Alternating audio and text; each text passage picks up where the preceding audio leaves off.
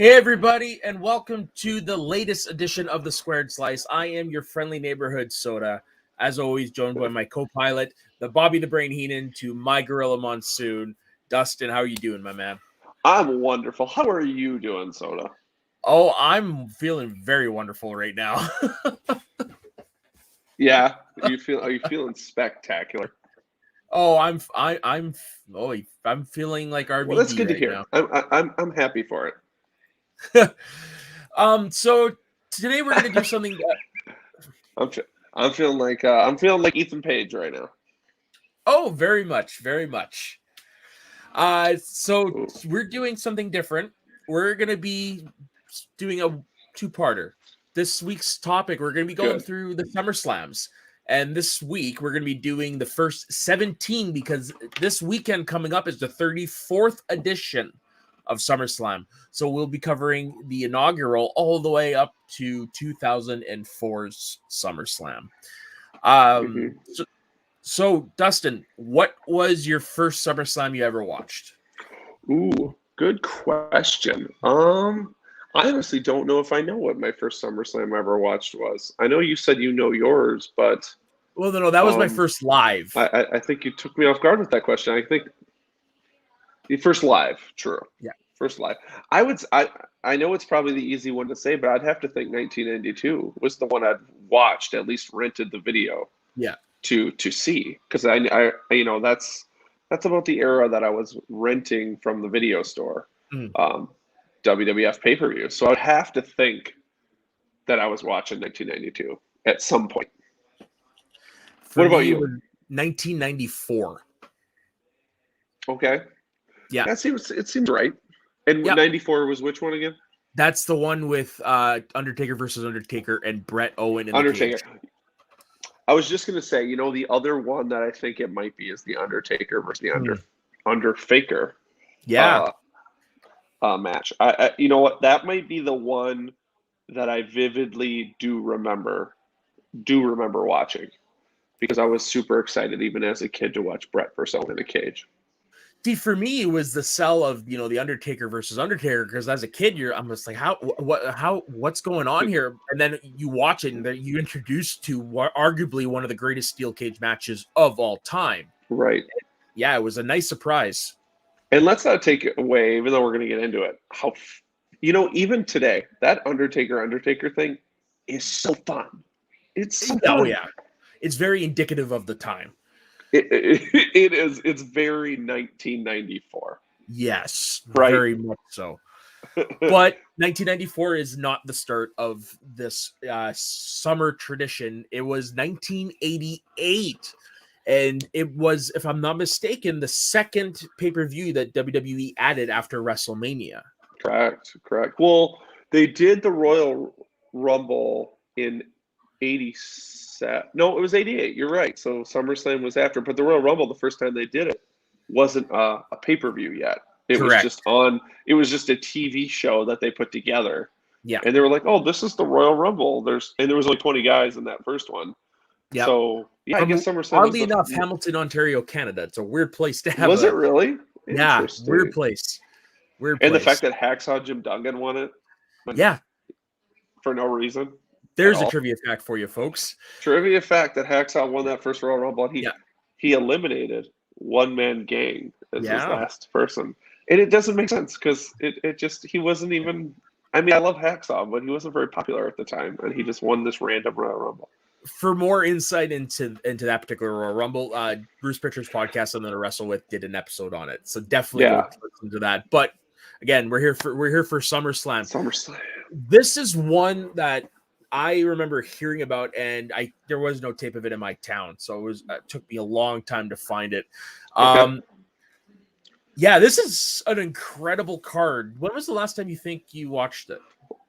88. When I was re-looking at this today, Yeah. 88. I honestly couldn't tell you the last time I watched 88 SummerSlam.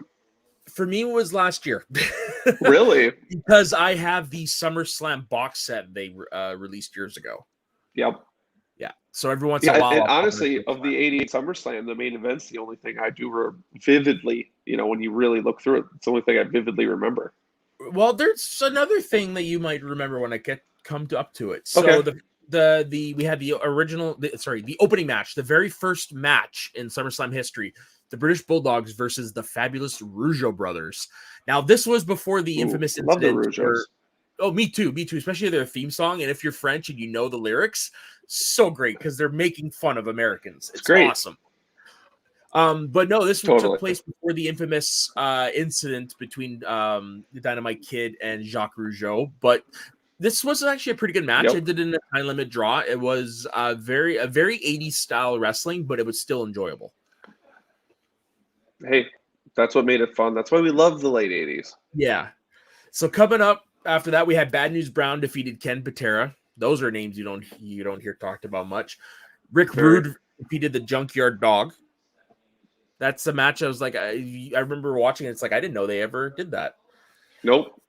Makes me want to go back and watch it, by the way. Oh yeah. Honestly, it's a great pay-per-view to watch. Then it's the Powers of Pain defeating the Bolsheviks. Let me throw this out there. Powers of Pain are awesome. They had a great look. I loved the look. I loved the whole point. They were awesome. But what did you think of the Bolsheviks?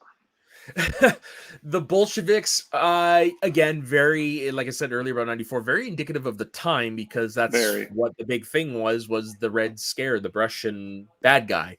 Yeah. Yeah, really the only thing I do really truly remember the Bolsheviks for was that 6-second loss at WrestleMania 6. I knew it. I knew it was coming. Yeah, that's really about it. The next match is the one where I'm like, okay, this match. Okay. Ultimate Warrior defeating the Honky Tonk Man for the Intercontinental title. Yeah, that broke the big Honky Tonk Man. Broke the big streak. The big streak. Yeah, that was a big deal. And it's funny when it's rewatching that is so fun. That crowd. Oh God, yeah. Cuckoo bananas when the Warriors music hits. When Honky Tonk Man gets on the microphone and calls out anybody in the back to come get me. Oh man, they come unglued. Oh yeah, it was like their hero had come to save the day. Like that's one of the loudest pops I've ever heard. It is, and they're so into it, and like they almost know. It's like obviously we weren't around, but they almost know that Warrior's coming out to crush this guy. Yeah, and they're okay with it. Pretty much, because Warrior's a character, like, you see him come out like that, yeah, there's no way he's going to lose. Right. Well, and you want to talk about 80s. Is the Ultimate Warrior and Honky Tonk Man not the two most late 80s gimmicks? Oh, yeah, they're definitely out there. For sure. 1988. Yeah, and it's such on the opposite ends of the gimmick spectrum. Right, totally. Also, I want to say, huge Honky Tonk Man fan. Oh yeah, I agree. I'm a bit of a mark, especially for the first song, "Cool Cocky Bad." Oh, so good. Yeah, so fun. Yeah. Then after that, we had just another whatever match: Dino Bravo versus Don Morocco. Then we had Demolition defeating the Hart Foundation for the Tag Team Championships, and that's another really good match, by the way. Yeah. That's another match. So. From that era. Demolition, unfortunately, because of that lawsuit they were involved in with the concussions a while back, they're a team that WWE doesn't talk about anymore, even though they're one of the greatest tag teams that they've ever produced. Totally. To this day, and hands down, one of the top 5 best theme songs of all time. I love it. I love it. Yeah. It was my cell phone ringtone like 10 years ago. Oh, really? It's still. Yeah. I have it on my iPhone. It's never gonna leave. It's a great song, written and sung by the same guy who did Real American, Rick Derringer. Oh yeah, that's right, Rick Derringer, man. He used to do so many good. '80s, those '80s themes were just so awesome. I used to have the first WWF theme song cassette tape. Wow. And it had Demolition, Ultimate Warrior, Bret Hart, Shawn Michaels.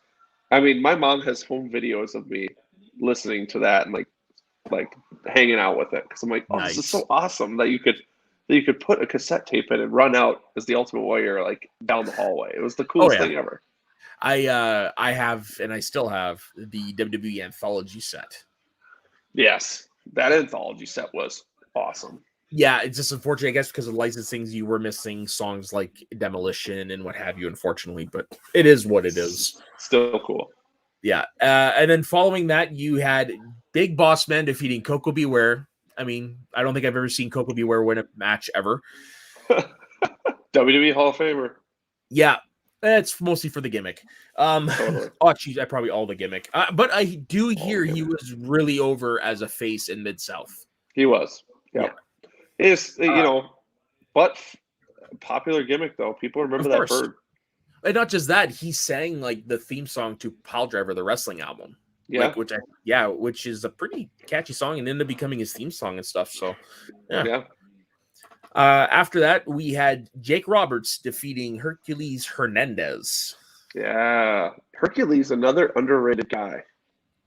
That guy was a monster. So. He was. Did you ever hear how about his last ever match in the WWE? I don't think so. He can't remember who the opponent was. It might have been Sid, because that does track around that time. He took the powerbomb for the finish, got counted out, and then immediately got up and walked out of the ring.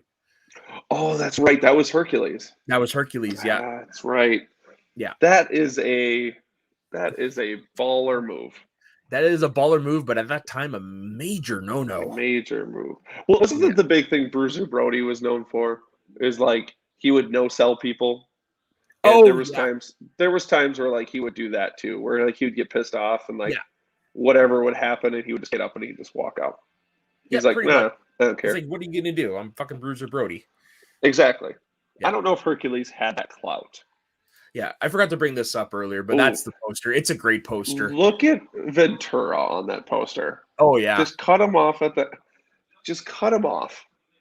Oh man, that's so good.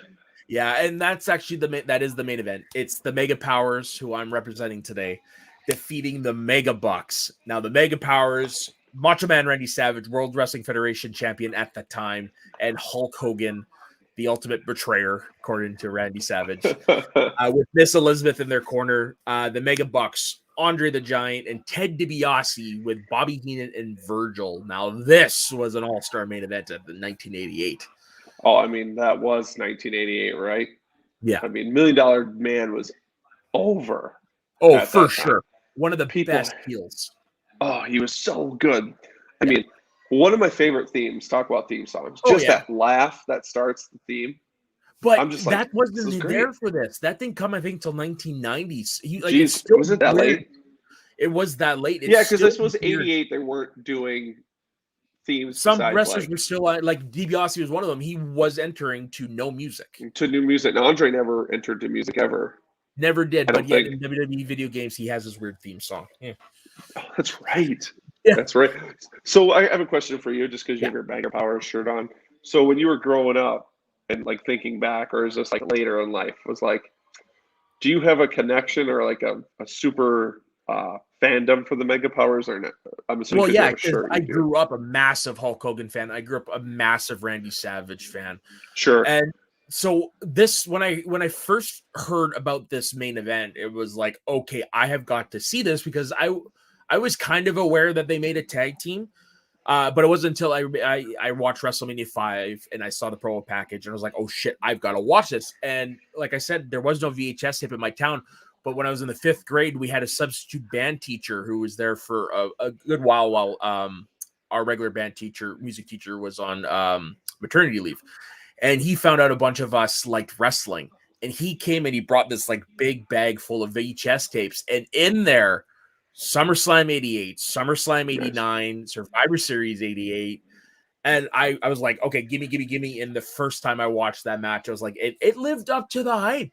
It was everything you wanted in a Hulk Hogan era main event match. Totally. You had the two guys that could work in DiBiase and Savage. And then you had you had Andre, who was at the end of his rope, but he was still going out there and doing what he needed to do. And then you had Hogan being Hogan.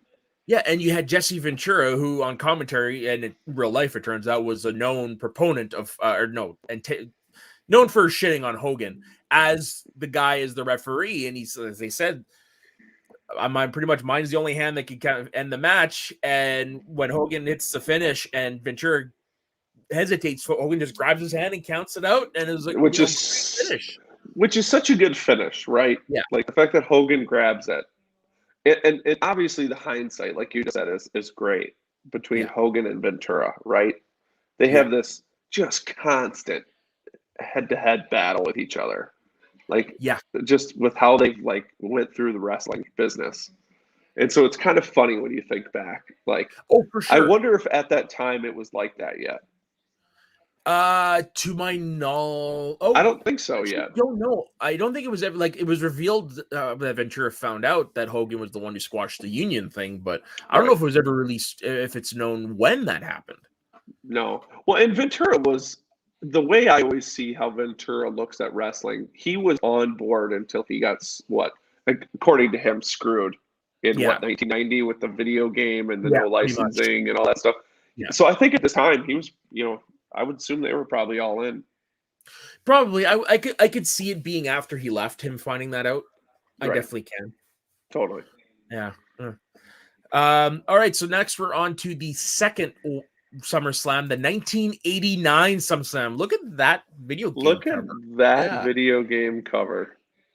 I'm not gonna lie to you, for 89, it almost seems ahead of its time, that cover. It really did. There's one thing I forgot to bring up about SummerSlam 88. The main event had Miss Elizabeth doing the most risque thing you could do on TV at that time and taking off the bottom part of the That's dress. right. That Yes. was huge at the time. And Oh, even yeah. now, when you like watch it, it's shocking that it happens. Because it's like that's so not Miss Elizabeth. It's exactly. Even I mean, I just saw that moment on something the WWE did, Yeah. network did, and it still like kind of gets you. You're like, Miss Elizabeth, what? Yeah. You're the wholesome Miss Elizabeth. Yeah. That's a great moment. Good. Yeah, way to bring that really up. is. That's right. Yeah. Well, it's because I was just I was about to turn 89. The picture popped up on Wikipedia. It's like, oh, right. That's right. So 89. Now, this opener is one that, unless you're a wrestling fan, it's like you forgot it happened. The Brainbusters defeating the Hart Foundation. Heart Foundation. 16-minute match. Good match. Yeah, it is probably the Brainbusters with Tully and Arn.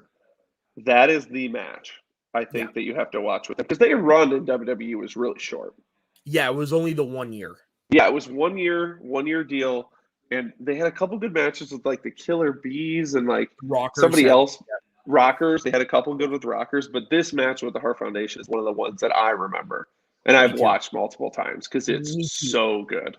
And funny enough, at this point, the Brainbusters were the tag champs. But this match, it was said, was not for the titles because the contract was signed before the Brainbusters won. It was this weird explanation. Gosh, you forget the Brainbusters held the title. They held them for a few months. Yeah. That's crazy considering the short run they had and just the general effect that Arn and Tully didn't have on the WWF. Oh God, yeah, they should have lasted longer. Like in hindsight, great. Probably one of the best short-term tag teams there's ever been. Totally. 100%. So good. Yeah. And then so the next match we had Battle of the Gimmicks, the American Dream, Dusty Rhodes versus defeating the Honky Tonk Man. Honky Tonk Man. Yeah. And then after that, it's the best response I've ever heard. Well, I mean, what can you say? There's not really nothing special about the match. Other than it was Dusty Rhodes. I believe it was his first pay-per-view with WWE. Yeah, that sounds right. Yeah. And then next up, we had Mr. Perfect defeating the Red Rooster in 3.5 minutes. This was the continuation of the Rooster's poorly received babyface turn. Yep. Yeah. And it is amazing. Like I'm sure, again, we reference it all the time as Bruce Pritchard's podcast. Yeah. The WWF at the time was all in on it. Like they thought. And Terry Taylor did too. Like he was getting the push. He got the gimmick. And they're like, here you go. And woofda. Yeah, it's just one of those. Didn't work out. A rooster? Like. And the fact that he did the cluck thing all the way down. Oh man. Yikes. Yeah. It's what a terrible decision. Yeah, and rumor has it, well, according to Bruce Pritchard, it was given that nickname because he was acting like Cock of the Walk backstage. That is a Terry Taylor thing. Yep. And if you ever watch an interview with Terry Taylor, he comes off to get it. He's That's the reason why he had such issues in WCW too. It's Yeah, because that's of right. that same, Yeah, what do you he do? never, from what I understand about him, he never stayed in a territory that too long. There's probably a But he reason was a why. great worker. So Right.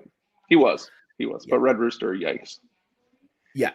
Now, next up, we have what this boggles me. Rick Martel and the Fabulous Rougeaus defeating Tito Santana and the Rockers.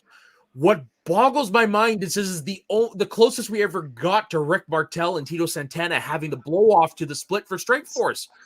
It doesn't make sense. They kept referencing it for years, but why? It was money. I know. I read Tito Santana's book, and he talked. Okay. He talks so much about Strike Force, Martel, and all this stuff, and he has a whole section there about like just the issues they had with trying to get it's sometimes it's what WWE does, and they still do, where you split the two people and you wait. You're like, well, we don't want to have the blow off match right now, so let's. And then their paths just diverged so far, that it just never came together, which is so weird. Yeah, because considering the WWE things going at that time, it was, and it is super interesting considering if you think WWF in the late '80s, and you said Tito Santana, you would think of him and Martel either together or against each other. Yeah. And then to think that they didn't have the blow off is really weird. Yeah, it boggles my mind. Like I remember when they did when they did both Tito and Rick Martel episodes of Son to Wrestle With, like Conrad was like, "Why didn't you guys do this?" I can't remember what Bruce's excuse was, but it wasn't adequate. It was like, "Oh, okay, that's a company line." Yeah. Oh, Bruce with the company line? Never. No, never. Nah, Bruce. Yeah, it just Rick Martel. It's one I wish was in the Hall of Fame, but I heard he wants nothing to do with wrestling. It's like, dude, man, the guy was a great worker, had a great career. He deserves to be honored. Yeah.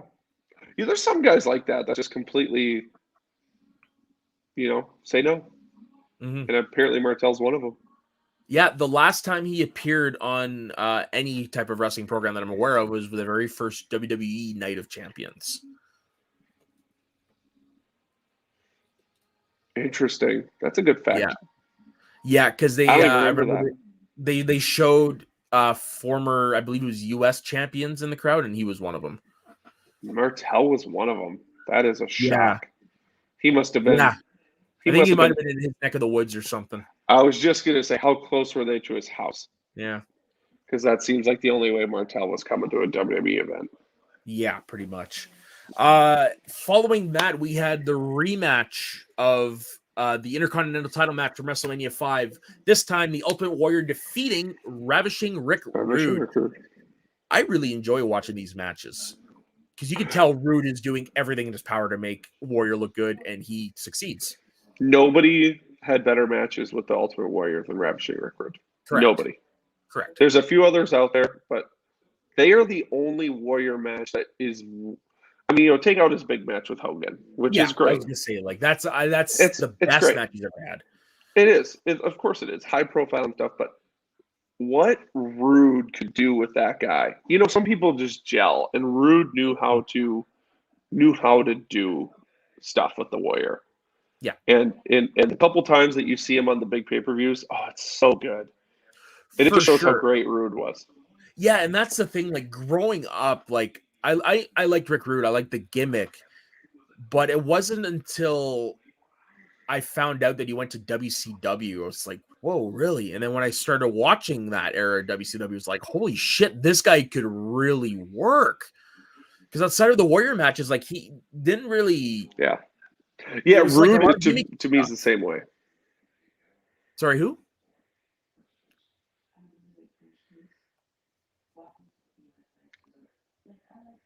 Sorry, who? Yeah, Rude for me was super similar. Like at the time, I didn't get it. Like I never remember liking or disliking Rick Rude. Like I just never did. I even had his action figure, and he was one of the ones I never played with because he didn't. As a kid, it just wasn't a character. But he wasn't made for me. Mhm. And now I agree with you. He's just that guy that you look back on and you're like, I know it's almost used too much in wrestling, but that guy that was too early for his time, Oh, 100%. you know, he seems like it. Yeah, no, I 100% agree with that.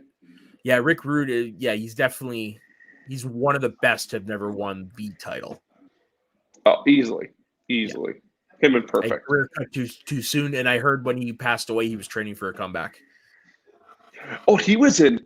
He People forget that even in WCW and ECW, when he was on TV, he was in great shape. Oh yeah, I mean, he was clean. yep. He was getting back in ring shape, and then Heart demons catch attack. up with you. Yeah, Demons catch up with you. yeah.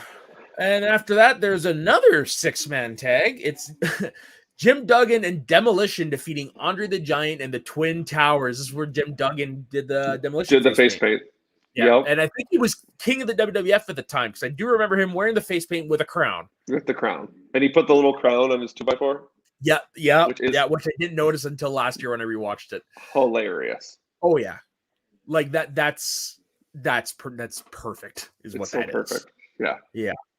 Then after that, we have Greg Valentine defeating Hercules in a very short filler match. Ugh. Then Ted DiBiase with Virgil defeating Jimmy Snuka by countout. Ugh. Okay.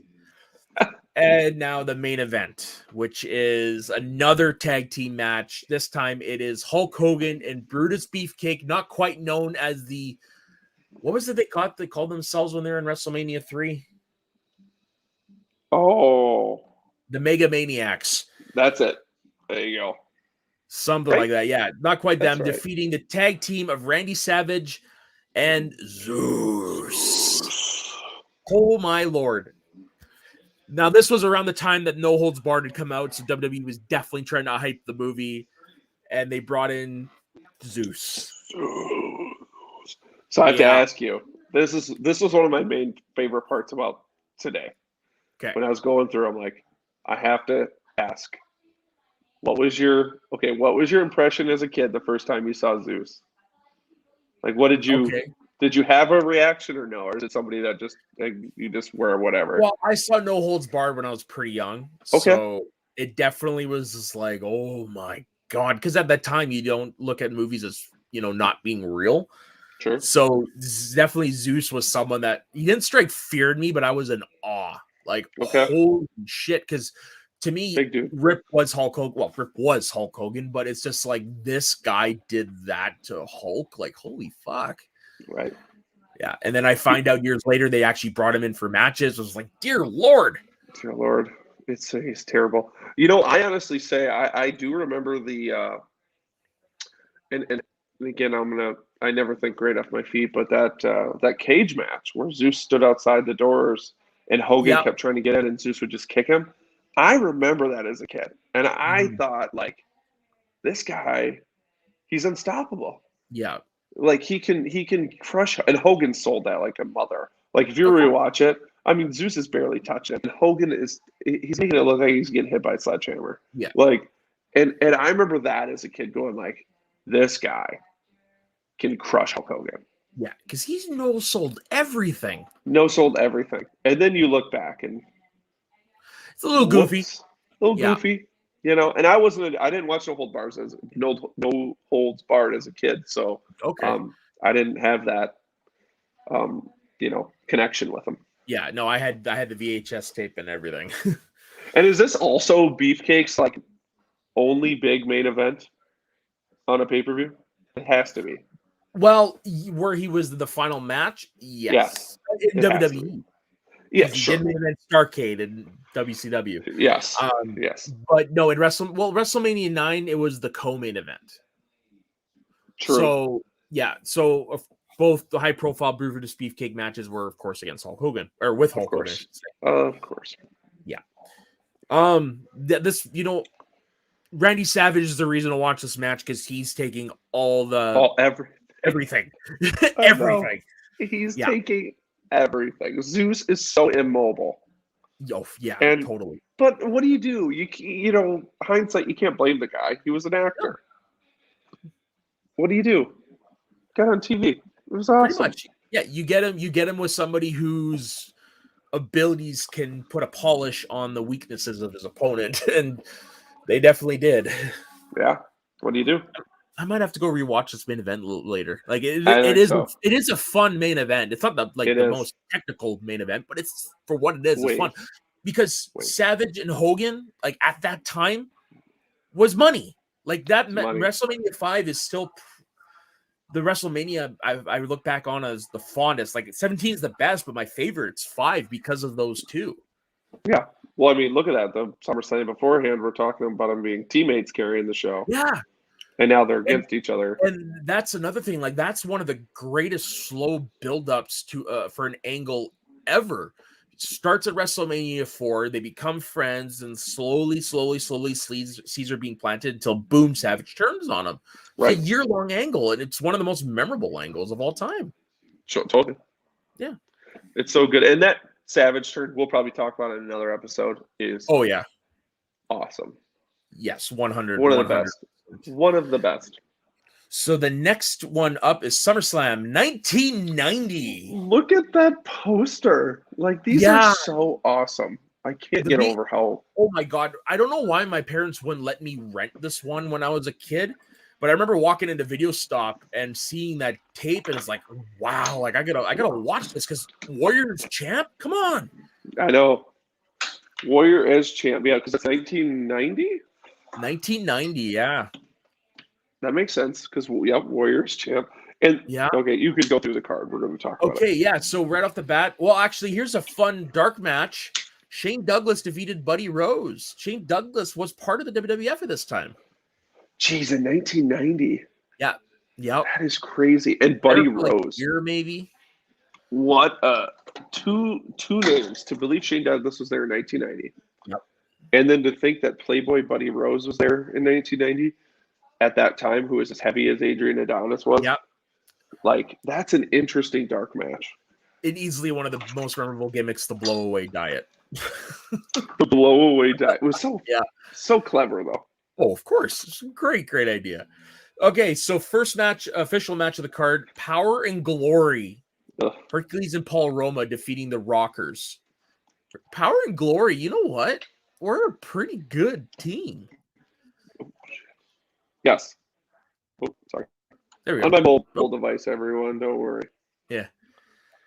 Yeah, no, they were a good team. I thought they should have gone further. You think so? I do. Why is your camera off? I'm trying to fix it. Sorry. Oh, okay. Technical difficulties. Just one. They're one I look back on, and I think they should have gone more of a push than they did. I don't disagree with that. Like, I'm not saying they should have been the champs, but I'm like, they should have at least gotten a title match. You think so? I think so. I think they could have, you know what? I think they could have had a great title match with the Hart Foundation. I really do. You know, I don't think you're wrong. I think the issue with the team was Paul. You know, I don't know what's happening. Sorry with my camera. I don't know the issue with Paul Roma not getting the love considering how good he was. Yeah, so I don't really know. He's a good mid-card wrestler. He was, and Hercules was too. That's why it worked. And if you really go back and watch them, they're two big dudes. Like, they are. Roma's a big dude. Yeah, he looks small compared to Hercules, but yeah, he's a pretty decent. Yeah, he's big huge. Dudes. Yeah, underrated team for sure. For sure. Next up, we have the Texas Tornado, Kerry Von Erich, defeating Mr. Perfect for the Intercontinental title. That's a great match, too. It is a great match, and that's the very first time I ever saw or heard of the Texas Tornado. Tornado, which is a terrible gimmick. That's a horrible name. Yeah, but it's because Vince McMahon didn't want to have too many Warriors because in Texas... Kerry Von Erich's nickname was the Modern Day Warrior. Right. Oh, I totally understand, but man, Texas Tornado, what a name. Yeah, and this, he was a last-minute fill-in because this is when Brutus Beefcake almost died in that sailing accident. Yeah, and to hear the detail, him tell that on Most Hidden Treasures, like I heard Pritchard say it first, but then to hear him like reiterate the whole thing with pictures was like, oh my God. Oh my gosh, read his book. I mean, I'm sure I didn't see that Hidden Treasures, but I know what you're talking about. Yeah. His book, he goes into a whole chapter, and the details are so brutal. Yeah, there was nothing left. Oh, I mean, his face caves in. Yeah. And it is funny, like, just because we talked about Brutus in the last pay-per-view, have you ever, like, went back and, like, you kind of forget that his face is completely different? Like, the next pay-per-view? Like, it looks like him, but it also doesn't look like him. To be Like, honest, a year later. no. Really? Oh, there's never, a definite difference. I never noticed. Like, honestly, the thing I noticed the most was the hair. The hair. The hair's a big one. Yeah, but no, I don't think I ever really thought to look, to be honest. Yeah, you can definitely you can tell, but yeah, I forgot that's a stand-in, but that's probably just quick thinking off my head here. That's probably one of Tornado's best moments in the WWF. Kind of going back to the. It's easily his best moment. I think so. I don't think you're wrong. It's kind of going back to like the Arn and Tully thing. Yeah, Short stint, a couple of years maybe. Yeah, I'm looking at it now. Yeah, there is a little bit of a difference. Yeah. Oh yeah, no, just enough. Now I definitely see it now. I got a picture of him from that time, right beside him from the Dream Team. Yeah. Oh yeah. Yep. Well, and I'm sure it's not his fault, but you know he gains weight and just. I mean, what do? You got your face caved in by a hang glider or whatever they call them. Yeah, fucking knee right to the face at full speed. Ouch. Oh my gosh. Okay. Brutal. Next up, we have Queen Sherry defeating Sapphire by forfeit. Gosh, Sapphire was so fun. Yeah, but unfortunately, she wanted to leave because the wrestling business wasn't for her. It turns out. Yeah, but I loved it. Oh yeah, for sure. Her and Dusty were great. I was all in as a kid. Loved it. Oh, who wasn't? Next up, we have the Warlord defeating Tito Santana in a, whatever match. Then we have what I think is the Demolition's last great match in the WWE. The Hart Foundation defeating Demolition in a 2 out of 3 falls match for the tag team titles, which was also notable for the debut of the Legion of Doom at the end of the match. Yep. And that match might, to me, be Demolition's best match. Like, I agree.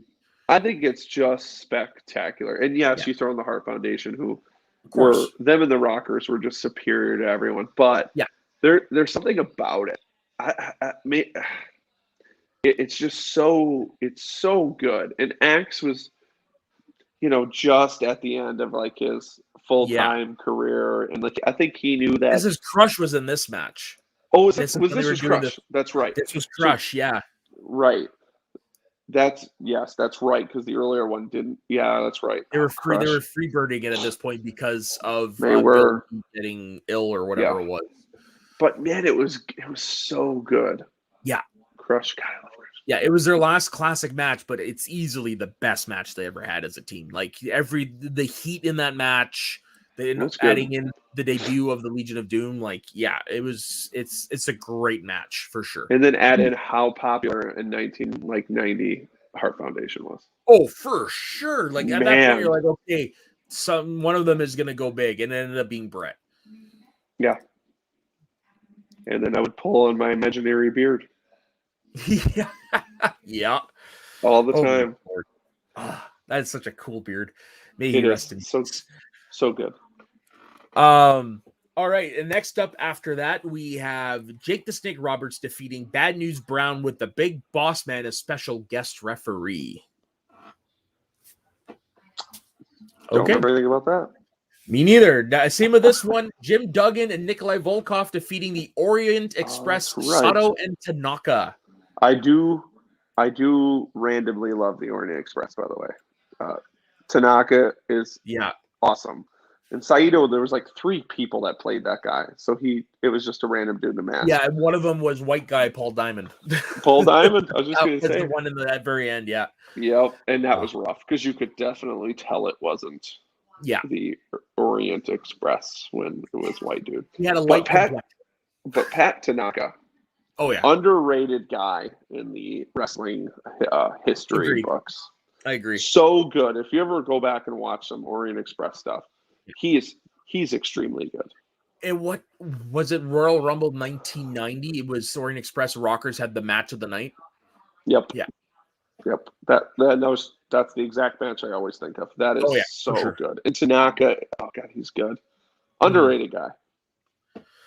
Next up, we have what should be a longer match. Randy Savage defeating Dusty Rhodes in 2 minutes and 15 seconds.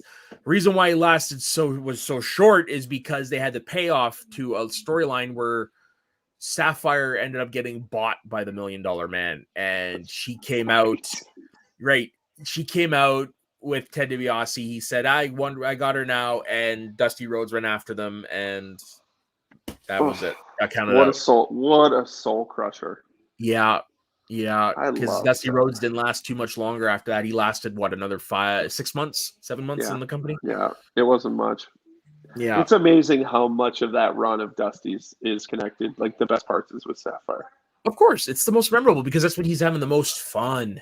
You could tell. And Oh, yeah. Sapphire seemed like I know, like you said earlier, that everybody's sad that she just wasn't cut out for the business. Yeah. But I think when she was on camera, she was having a blast. Yeah, totally. It was a great gimmick, and it's one of the most iconic and memorable theme songs of all time. The American Dream. Oh yeah, that is probably top 5 or 3 for me. That American Dream song. yeah. No, you hear it. It's just like you can't help get pumped. I'm sad that we won't ever get to hear it live again. Right. It's so good though. Yeah. Oh yeah. Next up, we have the first of 2 main events. Hulk Hogan with the Big Boss Man in his corner defeating Earthquake with Dino Bravo and Jimmy Hart by countout. Yep. Now, originally it was supposed to be Tugboat in his corner, but in storyline, Tugboat got injured by Earthquake. And if you're to believe Pritchard, Bruce. Was it Sheep Tugboat? he. You know what? I believe him in the Tugboat situation when it comes to Bruce Pritchard. Like, it sounds just he brings it up. They might have done it, and he brings it up a lot. Yeah. Earthquake, man. My sister, she would watch wrestling by proxy. BC boy, by the way. Earthquake is a BC boy. That's true. Oh, Canadian. He was easily my sister's favorite wrestler. Really? She loved Earthquake, so I always remember watching Earthquake matches. What was it about him that made him her favorite? I you know what? Honestly, I don't know. But she'll still bring it up randomly. Like, even to this day, she'll be like, God, remember how much I used to love Earthquake? I'm like, I do, and I don't know why. But yeah, that's one of those, like, I've never heard anyone say that he was their favorite wrestler, but he's one that has a lot of respect. That's interesting, yeah. God, and his Earthquake run was so awesome. Yeah, he was easily one of the best big men to ever step in the ring. And he made me believe he could beat Hulk. Of course. I remember as a kid watching the VHSs, like, believing that, oh man, this guy can do it. Like, there's, because you never had that with everyone, right? Like, not everyone made you feel that way. Yeah, like, but he made me would have, Big John Studd. Because again, they're the big guys. Yeah, exactly. That's why it worked. Because Hulk was a huge man. So yeah. Yeah, and they were guys that dwarfed him. Right. Yeah, he wasn't the tallest man, but he was.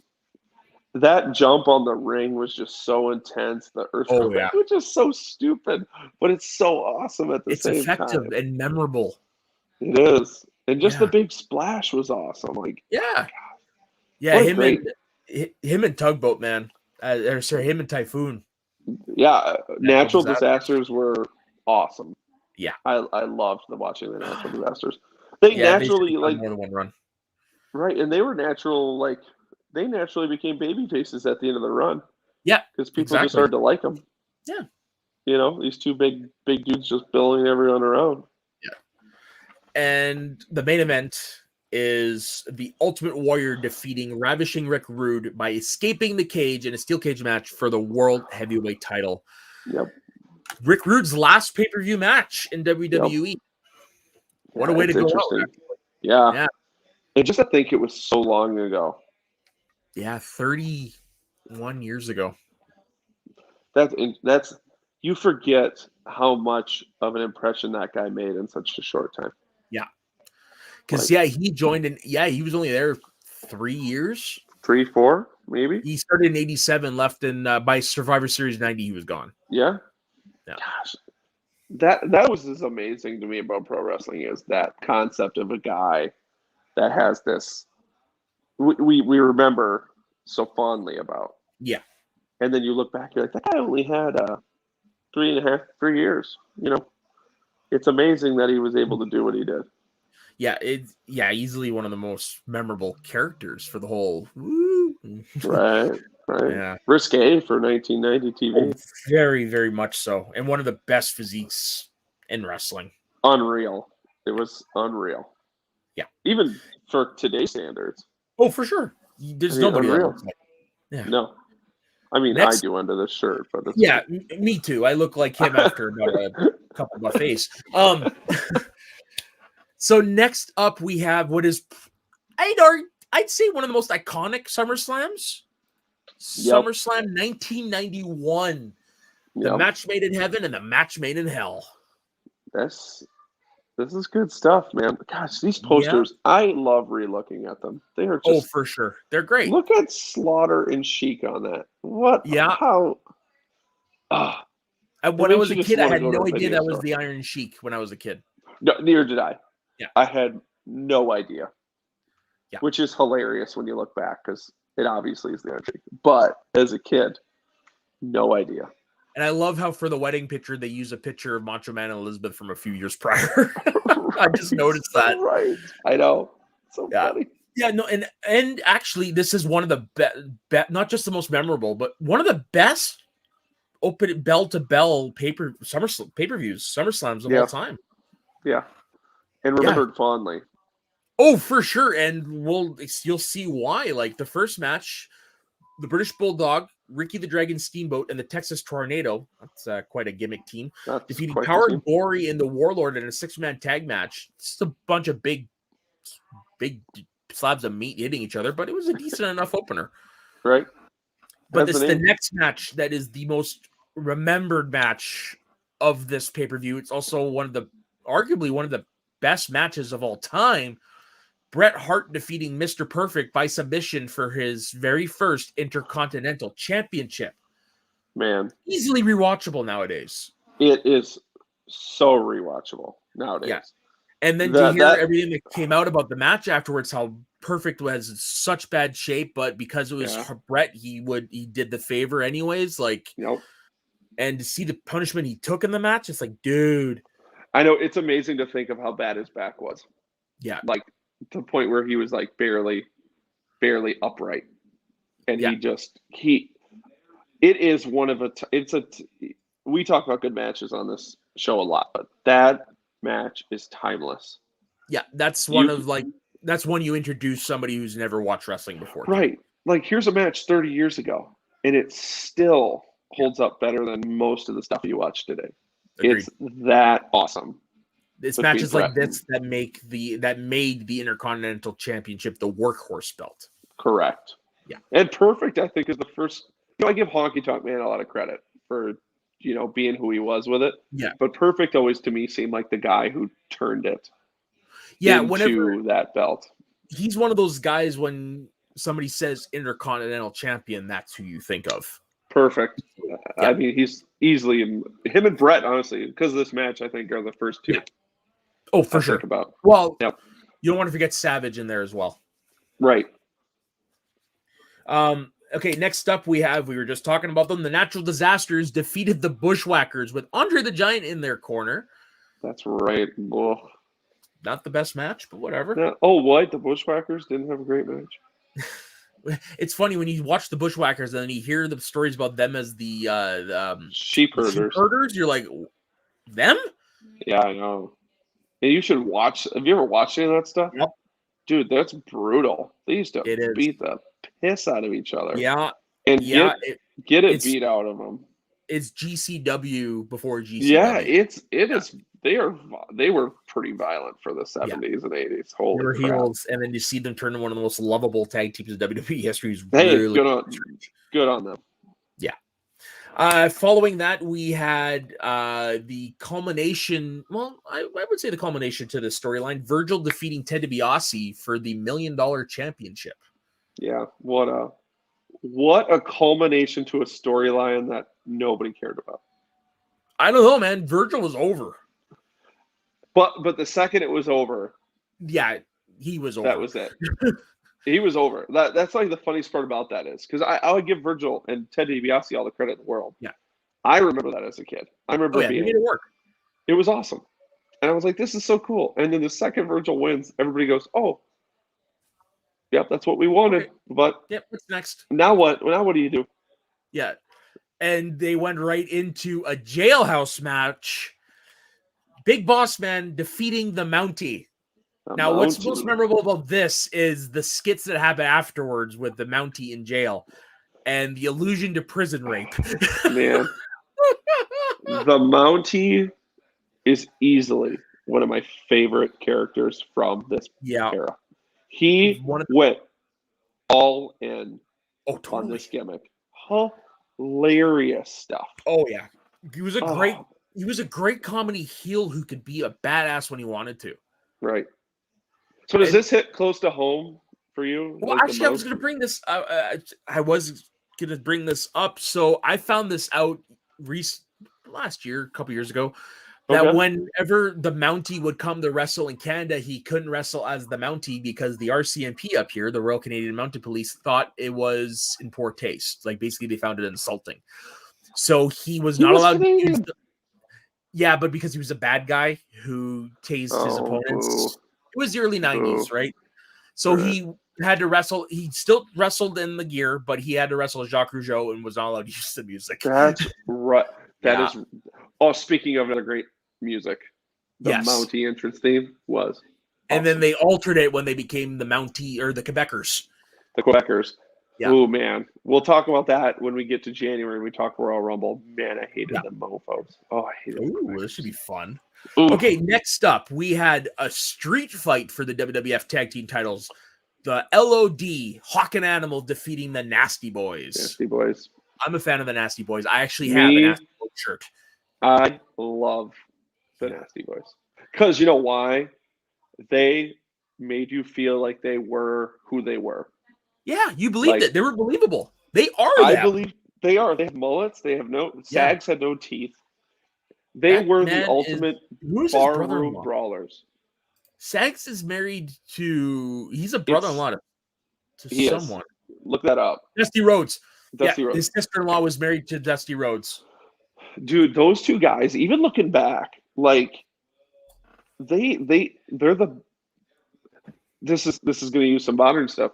They are what I always feel Kevin Owens should be. Oh, like because he kind of has that same thing, right? He's a little thicker. Just wears the t-shirt, shorts. Granted, they wore pants. But whenever I see Kevin Owens do things like, because he's a super good athlete. Don't get me wrong. Yeah, for sure. But he does backflips and stuff. I'm like, you know what? Don't do that. Be Brian Knobbs. Just go in there and barroom brawl. If anybody could do it, it would be him. I don't know what makes me think that. And whenever I see him, I'm just like, this guy's a nasty boy. It always pops into my head. It just seems like nobody really wants to go that route anymore. Yeah, the brawler thing just doesn't work. I don't know why, but I don't know. It's too bad. Okay, next up we have IRS defeating Greg Valentine. Now IRS was a gimmick. So funny. I was at an indie show on Sunday, which and one of the wrestlers wrestled in a tie, and I was like, man, IRS all over him. Just like red tie too. I'm just like, good for Erwin R. Shyster. Yeesh. Hilarious. Yeah. And next up, we have one of the most infamous main events in WrestleMania or in SummerSlam history: Hulk Hogan and the Ultimate Warrior defeating Colonel Mustafa, General Adnan, and Sergeant Slaughter with Sid Justice as special referee. Now, Dustin, why was this match so infamous? Oh, geez. You're gonna put me on the spot now. I gotta try to remember. This is one of the ones I don't remember enough about, so I'm gonna let This you is handle not it. what happened. It's not infamous for what happened during the match. It's infamous for what happened after the match behind the curtain. Is this the Sid Justice thing? So earlier in the day, the Ultimate Warrior decided to hold up Vince McMahon for a payday. For the payday, yep. Now, as Bruce Pritchard has said, you do anything to get the match in the ring. So what did Vince do? He paid up. Wasn't it like an outrageous amount of money too? Oh yeah, it was like they brought him back. Yeah, but like match is grand. over. Warrior is chasing after whoever. I can't remember. As soon as he enters through the curtain, Mr. McMahon says, "Come here, you're fired. Get out." Yep. Good for him. That's right. Yeah, I overthought that. Yeah, that is a great. That, you know what? If anybody gives crap to Vince for not doing what he's supposed to do, that's it. That main event is not good. It's right. The match itself is shit. It's terrible. But it's because of who's involved that you remember it. Iron Sheik can barely move. Yeah. Warrior didn't care. Hulk was pissed because of Warrior sticking up Vince, which he's talked about. Sarge was so over it at this point. Like, if you watch anything about Sarge, he was so done. He was ready to be like, who would he was be? He was over the gimmick. It's a nightmare. Yeah, and they ended the pay-per-view with one of the most iconic things to ever happen in WWE. It was the kayfabe wedding of Macho Man Randy Savage and Miss Elizabeth. Such a beautiful, beautiful thing to watch, and then you find out that they've been married for a few years prior to that. Isn't that amazing that that's how they ended the pay-per-view? Yeah, it was fun. And what's even more amazing is in real life, they divorced the next year. Yes. But man, that I remember having like trading cards with their wedding on them. Yeah. Like WWE, WWF cards. That was on a card. Like, that's how crazy it was. Holy shit. So wrong. Not wrong. No. Pretty right. But it's what a weird thing to go from that moment, that tag match, to a wedding from. It's weird. Yeah. What a weird. That's why the moniker was the match made in heaven, the match made in hell. And then you had afterwards the wedding reception, which was fun to watch, broken up by Jake the Snake Roberts and the Undertaker. Now there's a team. There's a team. Yeah, a that duo. You forget about. You always forget that Jake had that heel run. Yeah. Nobody remembers it just because you don't think of Jake as like that. They do and they don't. They remember the moment where he had the snake bite Savage. That's what they remember. That's what they remember. And you're right. Like nowadays, when Chris, a wedding, as we've seen since, it usually relegated to like a Raw or a SmackDown. True. Yeah, you use it to help build. Yeah, I mean, outside of Elizabeth and Savage, I mean, what's the other big wedding when Steph was up to protest? And of course, Triple H took her probably that one, and then the one where Triple H, they were renewing the vows and Triple H turned on her. But also we could go back further. It's probably less iconic, but it was the first one in WWE was what's his name? Hillbilly Jim's family there. It was on Saturday night's main event. It was Uncle Festus. Uncle Elmer. Uncle Elmer. Yeah, Uncle Elmer. Yeah. That's right. Yeah, and that drew huge ratings on that Saturday night main event too. Oh yeah. Yeah. And people pretend they don't love the soap opera of wrestling. I know, right? It's awesome. Now, next up, we have a fair point. It is a little weird. It was kind of like he was going into like I don't want to say satanic, but it was definitely going into a dark place. He was. Everything about that heel run with Savage was, if you look back on it, it's interesting. Intense. Yeah. It is intense. It's definitely an odd. Yeah, it's an odd moment, the way Jake acts. And I mean, he's dark in that. Oh, for sure. It's interesting. You have to be dark to have a python. Good point. Yeah. Okay, next up, we have the only major WWE pay-per-view to ever take place outside of North America, SummerSlam 1992. The ultimate, man. Another iconic WrestleMania for sure, for a lot of different It reasons. is. I mean, that poster is literally what I remember. Just the 4 matches that are shown there are so good. Oh, for sure. And let's hop right into it. First match on the card, we had the Legion of Doom defeating Money Inc. in a tag team match. That So good. entrance with the motorcycles, it was American Badass before there was even an American Badass. Yep. I just rewatched that match for some random reason a couple months ago. Just that match, and it's good. Money Inc. was good. I really loved that as a thing. Like IRS and $1 Million Man. And this was Hawk's last hurrah in WWE at that time, because as we find out years later, he went AWOL after the pay-per-view. He did. Just completely went off the rails, left Animal in the dust. Yeah, Hawk had his demons, as we all grew to learn. Yeah, and unfortunately, he got over them a little too late. A little bit. Yeah. The next match, Nails defeated Virgil. Let's not even talk about that. Nails. Yeah. Oh, Nails. Gosh. Nails is terrible. The only guy to strangle Vince McMahon. Yeah, and then alleged that Vince McMahon was trying to rape him. Like, what the hell? Nails was a goof. What a goof. I also had his action figure, so not proud of it. Didn't even know they did an action figure for him. They did. They did. Next up, we have Shawn Michaels' first pay-per-view outing as a singles competitor after turning on Marty Jannetty. You had Rick Martel versus Shawn Michaels, which ended in a double countout. This was the early days of the Heartbreak Kid gimmick. It was. Wow, I forgot all about that match. Yeah, that's right. And that was he doing? I'm assuming Martel must have been doing the model gimmick and everything. Oh yeah, Martel was doing the model. They were both heels going into by that '92. It was a rare heel versus heel match. Yeah, that's a weird match. Yeah, what a weird thing to do. It's to be honest, it's a decent match. Like, there's nothing bad about it. It's just it doesn't pop out to you, especially when you see who's in the match. Right.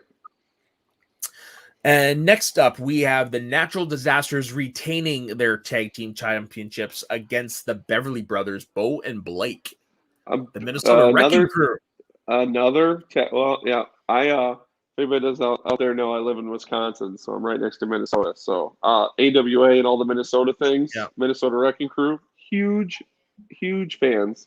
I can imagine. Love the Beverly Brothers. Their gimmick and their pants were terrible. But I still liked them a lot. As wrestlers, they were really good. They were so good. And it helped they had Genius with them. Like, that did help. Yeah. It was a pretty good pairing. I used to love hating the Genius. I hated him as a kid. And then you find out that's Macho Man's brother. You're like, whoa. Macho Man's brother. I can't even do an impression. Macho Man. No, not even me. I can't get my voice that low. Not even a try. Everyone just watched us both fail at a Genius impression. Not happening. Next up after that, we have two people who were teammates prior. Now they are enemies. Crush defeated the Repo Man. Love Crush. Is this Kona Crush, isn't it? This is Kona Crush. Yes, this is Hawaii Crush. And not gonna lie, I think in terms of out of all the gimmicky gimmicks they've done, Repo Man's one of the better ones. He had some great vignettes. Yeah. Him running around like parking lots, pretending to like repo cars is hope. Yeah. When I found out that was the same man as Axe, I was like, wow. Yeah. It's smashed. But yes, totally. Next up, we have a match that is unusually down the card. The Ultimate Warrior defeated Randy Savage by countout for the WWF Championship. Yeah. As a rematch, it does not compare to their first outing at WrestleMania 7. It is a definite clunker. Yeah. Yeah. It definitely it failed to live up for sure. Yeah. It's good that it wasn't the main. Yeah, and if I'm not mistaken, Flair got involved. Yes. Yeah.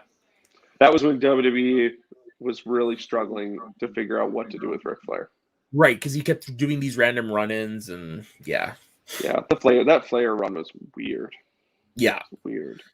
Next up, we have the Undertaker, newly face Undertaker, defeating Kamala, the Ugandan giant, in a 3-minute match. I love Kamala. If I were to make I have his Elite Collection action figure right there, pinned to my wall. Really good for you. Yeah. I freaking love him. If I had to put my top 50 wrestlers ever, he's probably my top 30. I fucking love the Giant Kamala. I thought that gimmick just rocked.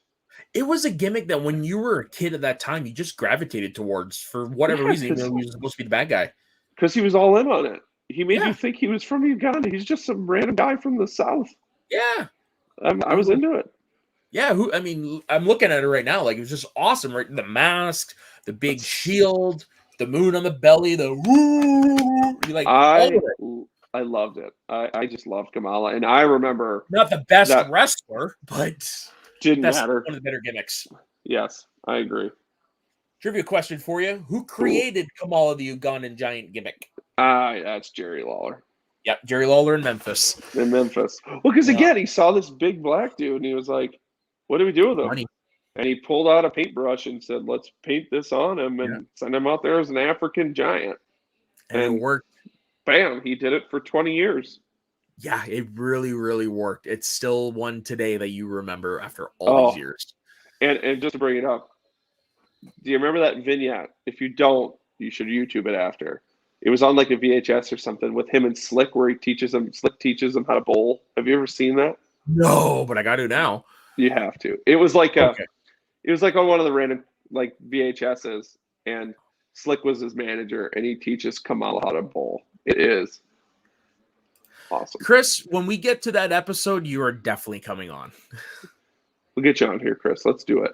Yes. After that, I didn't know this. There was a dark match after this match. Tatanka defeated the Berserker. Who's Berserker? Great look. Yeah, goofy. And but the one everybody remembers, the main event, the British Bulldog in his home country defeating his brother-in-law Bret the Hitman Hart for the Intercontinental Championship. Now this match is great, but think it could have been better if Bulldog was not hopped up on shit. Yeah, well, that's Bulldog. Yeah, because there's that. I'm sure that's what you're referring to. But isn't there that moment where Bret that jumps the top rope or Bulldog? And it's Bulldog a complete jumps the top rope. Yeah, Bulldog jumped the top rope. Bret's supposed to catch him, but Bulldog overshot him, and he kind of gave him it looks like Randy Orton's backbreaker. Oh, it looks horrible. Fortunately, did not hurt him, but holy shit. I know, but it looks horrible. You know, one thing that's great about this match that I really think puts it over the top is the finish on it. Yeah, just a simple Bret flip and just grab the legs and go. Yeah. It's so perfectly done. Yeah, because it so shows that these two guys, when you're watching it, obviously they're putting on this perfect one-on-one match. Yeah, that you just got to go with whatever you can do. No finisher, no nothing. I caught Bret mess up. Let's go. Yeah, and then find out that Bret walked Bulldog through the whole thing. Whole thing. Yeah. Which isn't, I think, would have probably happened either way, but still, just, yeah. Yeah, we'll definitely talk, Chris. Don't worry. We'll definitely have that crossover. I was actually thinking about it at work today. Ooh. All right. And next up, we have probably the biggest wet fart SummerSlam. SummerSlam 1993. Now, this poster is definitely of the 90s. That's the greatest poster I've ever seen. Yeah. Fat Chance. Oh, my Lord. What are your impressions of this one? What do you remember about it? I would say, because this is the Luger Yoko main event, correct? 93 was the beginning of the. It's always funny. I always think of the time frame, of the 93 to 96. I think a lot of people assume that's the lower end of WWF. Right? Yeah, that you're 100% right, Chris. But yeah, no, you're right. In terms of totally. This isn't too far above 95 is one of the worst SummerSlams. 93 is a tough year in general. I give Yoko so much credit for being a monster heel at a time where the WWF was rough. Yeah. But it was that transition period between the golden era and the new generation and the era. new And gen, they were pushing Brett, but they weren't all in on him just yet. because Vince was all in on Luger.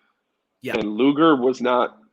He never did. If there's any wrestler that I would ever say had success but never had the success people expected him to, was Luger. Yeah. Great look. If He seems like he would have been so much more. He seems like a great guy, but Now,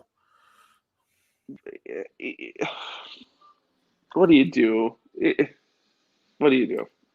Yeah, I was watching some old WCW stuff. He had a freaking clothesline as a finish for a long time. Just a clothesline. Just a clothesline. Because he was big enough, but he never hit it. I know. It was the worst. One of the worst clotheslines. It was more like a boom. I know, it's that block. Yeah. The only thing I thought was great about, granted this happened even before, I think, WrestleMania, was when they were on that ship and Luger, or with that base or whatever. Before SummerSlam, that was the face turn. Was okay? I wasn't sure if it was Mania or this. That body slam. No, because Mania, he was still the narcissist. That was when he faced Mr. Perfect. That's right. I'm a year early. Yeah, I'm thinking 94. That slam was awesome. Yeah. But other than that, yeah, it was a bit. It's a bit. That's 93. 93 is a tough year. And we'll get into that main event in a moment. First off, we had what at the time nobody knew was Ted DiBiase's last match kicking off the pay-per-view. Razor Ramon defeating Ted DiBiase. Right. So this is after Raw. Yeah. Yeah. Then following that, you had a team that weren't in WWE that long. The Steiner brothers defeating the Heavenly Bodies to retain the WWE Tag Team Championship. Yes.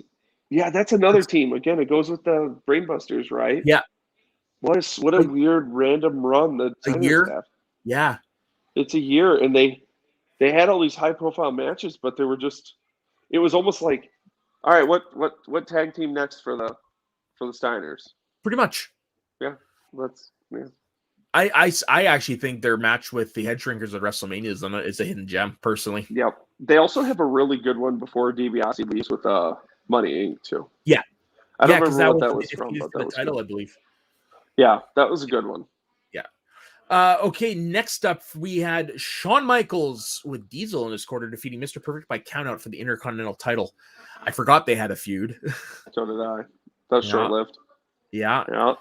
After that, you had IRS defeating the 1-2-3 Kid. Yeah. Yeah. Bret Hart defeating Doink the Clown with Jerry Lawler by disqualification. I will admit, again, I'm a Bret mark. I was huge into the Bret Jerry Lawler feud. Oh yeah, of course. And adding Bad Doink into it was fun. Yeah, and the reason why Bad Doink was in it is because Jerry Lawler claimed to be injured. He couldn't wrestle. That's why they had a match with Doink. But then all of a sudden, after the match was revealed, Jerry Lawler can wrestle. So it was Jerry Lawler defeating Bret Hart by disqualification in 6 minutes. Yep. All right. Now, here's a character you might not remember. Ludwig Borga defeating Marty Jannetty by submission. Ludwig Borga was supposed to be their next. He was on an undefeated streak. Remember, he's the one who defeated Tatanka's undefeated streak. Yeah. What a ridiculous guy. The guy in real life was nuts, ended up becoming a politician in his native land, and unfortunately took his own life. Yeah, that's right. Yeah. Yeah. When you look back on that, nothing about Ludwig Borga was ever going to work. No, definitely not. Next up, we had one of the worst feuds of all time: Undertaker defeating Giant Gonzalez in a Rest in Peace match. Yeah, we don't need to talk about that. What is a Rest in Peace match? It's just a no disqualification match. Oh, God. Next up, we have the Smoking Guns and Tatanka defeating Bam Bam Bigelow and the Head Shrinkers in a 6-man tag. I mean, and then finally, we have the title match: Lex Luger defeating Yokozuna with Jim Cornette and Mr. Fuji by countout for the WWE Championship, and probably the biggest celebration for a loss ever. Yeah, it's really interesting. So this is one of the ones I had to rewatch before I showed it. Yeah. Because I remembered it, but I'm like, I don't really remember it. Like, I remember Luger won by the countout. That's like all I remember. And that last 2 or 3 minutes is super interesting because it is fun. Like, okay, Cornette's getting involved, Fuji's getting involved, Yoko's on the outside. It makes sense that Yoko was down on the outside, that you would get a count out because what are you going to do? Lift him up? Yeah. He's 600 pounds. But the way the celebration is at the end, he didn't win the title. Yeah. But yet it's like, hey, reacted. won by count out. What? I rewatched it and I was like I was expecting that, like, how WWE does that sometimes. Where you're like, just so you know, he did win the match, but he didn't win the title. Yeah. They didn't do that. They were just like, he did it. It makes no sense. Him. It made no sense. Yeah, 1993 WWE is and 1995 are just they're worst. They're the two worst. But the next year, 1994, I'd say was an uptick in performance and quality. 94 is a good year. It doesn't make sense how there's as a year. There's this year between these two like infamously bad years. Yeah. But 94 had some good stuff. I mean, again, it really helped that Brett was carrying that whole company on his back. And not just that, like this main event, this pay-per-view was sold by this Undertaker versus The Undertaker. Oh, yeah. And I remember All In when I was young. Yeah. I thought it was the you're coolest. watching it, and basically the premise is The Undertaker had left for a little bit because he was hurt. He had to take time off. They wrote him out at Royal Rumble 94. And then to bring him back, they had Ted DiBiase come out and saying, "Oh, I've got the Undertaker now," and he brings out the what's now known as the Underfaker, which is Brian Lee in Undertaker costume, to lead up to this match, Undertaker versus Undertaker. Which, to be honest, not the best match, but you do remember it. Hey, isn't that all that matters? Pretty much. I mean, Brian Lee was a really popular dude for a really long time in the territories. And one of his Undertaker's best friends from that time. Right. Yeah. Brian Lee was over in the South and stuff, especially Texas. Huge in Texas. Yeah. And hey, this is but it's funny. Brian Lee's a big dude, but when they get face to face, Taker is a monster. He's dwarfing him. Oh, man. He dwarfs him, which immediately makes you go, whoops. Yeah. This is bad. Because one guy's huge. This is the successful version of what they did years later with Kane and Kane. Exactly. That one, this one, at least you could. It looks the part. It really does. It does. Then you look at Luke Gallows as Kane. You're like, no, you knew it was. It doesn't look like him at all. I know. No. But anyways, we're diverging. So the first match, this is actually a pretty short card. The first match, Bam Bam Bigelow and IRS defeating the Head Shrinkers by disqualification. Yeah, that's a match you forget happened. That's weird. Who was what? Who was the good guys in that? I think the Head Shrinkers, because they had Lou Albano in their corner. They were bad guys in 94, though, even with Lou Albano, unless they switched. They switched at some point. I do remember that. Jeez, terrible. That's terrible. Next up, you have Alundra Blaze defeating Bull Ducato for the that's a good championship. Match. Yeah, that's very good match. Next up, an underrated match, in my opinion. Razor Ramon with Walter Payton in his corner defeating Diesel to win the Intercontinental Championship, to retain it. Right. I forgot all about that. Yeah, great match. The second longest match on the card. Wow, 15 minutes with Diesel saying something. Yeah, and Razor was, and this is Diesel, like early Diesel. That's early Diesel. That was right when he was catching fire. Was 94. Yeah, exactly. Yeah, really early. Great match. Next up, we have the blow off to Tatanka versus Lex Luger, where Tatanka defeated Lex Luger. This is when Tatanka turned heel. Yep, that was the heel turn. Yep. The heel turn to join the $1 Million Corporation. That's the issue with undefeated streaks right there. What do you do with it? You end it. Now what? What is it now? They ran into it with Goldberg. Right. Next up is a match that I say sticks out like a sore thumb. Jeff Jarrett defeating Mabel. Oh, Mabel. Oh, we'll get to Mabel in a year. Yeah. Hang on. Let's go with it. But next is one of my all-time favorite matches. Bret Hart defeating Owen Hart in a steel cage match for the WWF Championship in 32 minutes. It is another match that withstands the test. Yes, of time. because it's not like your so normal. good. It's not like your normal steel cage matches where you have all these like glorified spots. No, this was a wrestling clinic. It was in a steel cage. There's something about because it's exactly what you said. It was this clinic, and one of the best off the top rope suplex. There's something about Bret suplexing Owen, which isn't today's standards. That happens every show. Yeah. But something about that suplex, because it was like 20 minutes in. Yeah. They're both dead tired, and then this one high spot comes in, and they just pancake and they don't move. And it's just so good. And the storytelling too. Like they brought the Hart family back in. Bulldog returning to WWE with this. They had Jim Neidhart returning to WWE and siding with Owen and the family feud. You had all the Harts climbing the cage to rescue Bret from Anvil and Owen. Like it was great stuff. If it wasn't for the next match, this should have been the main event. I agree. Yeah.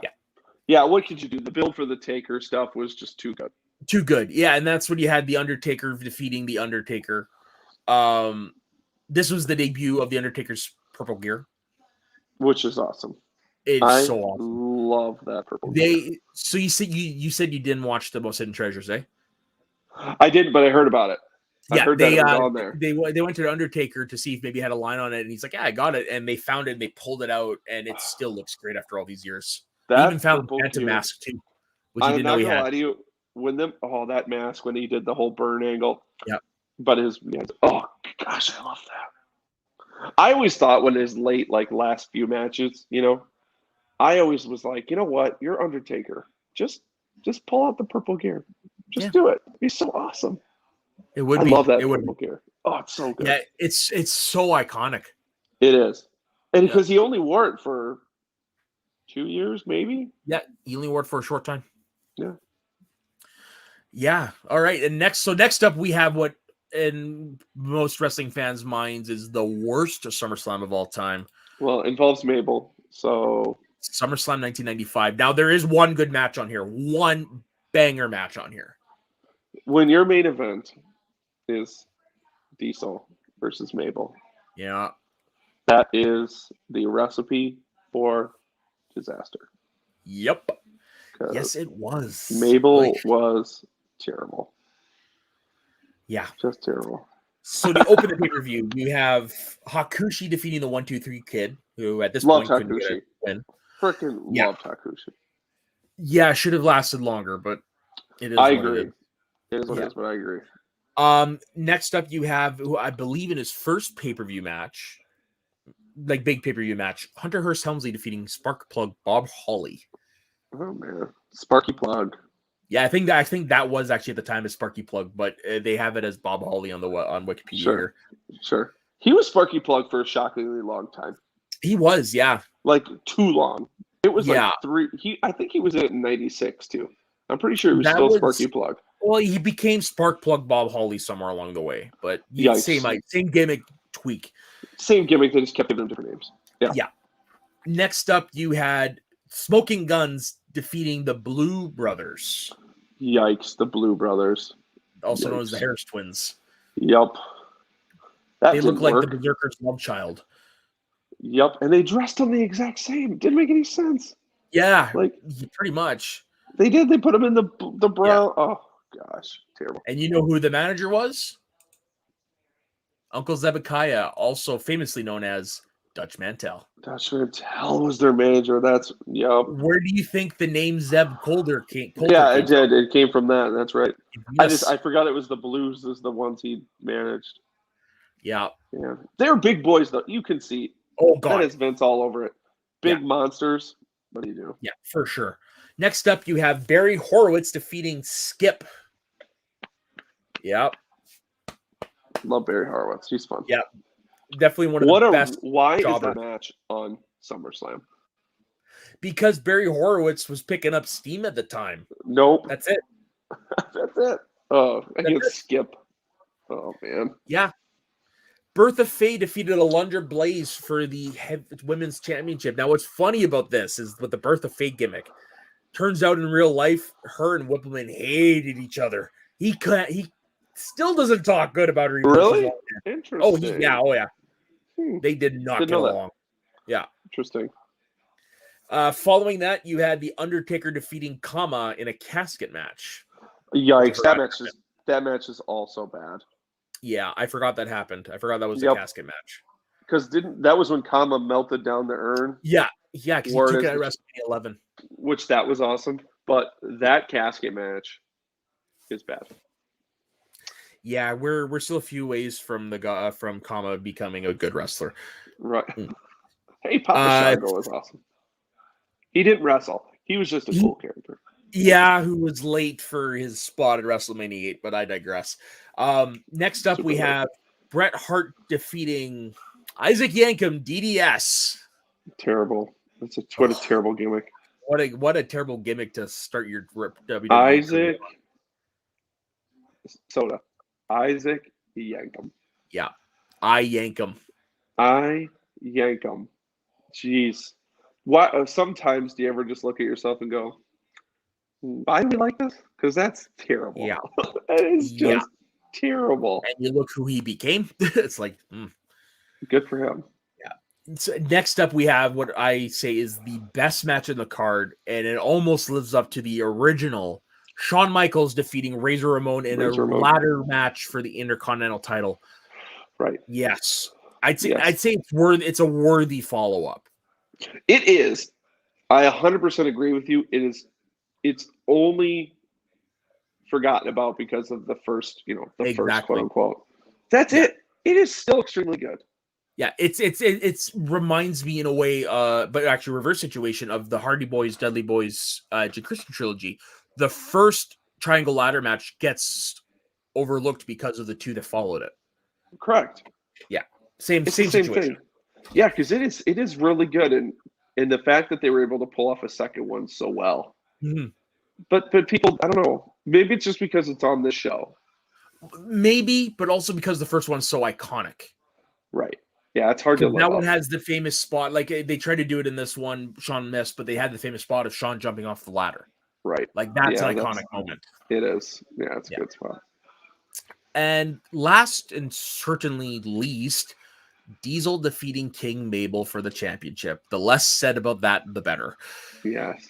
Man, WWE pushed Mabel that whole year. Worst King of the Ring?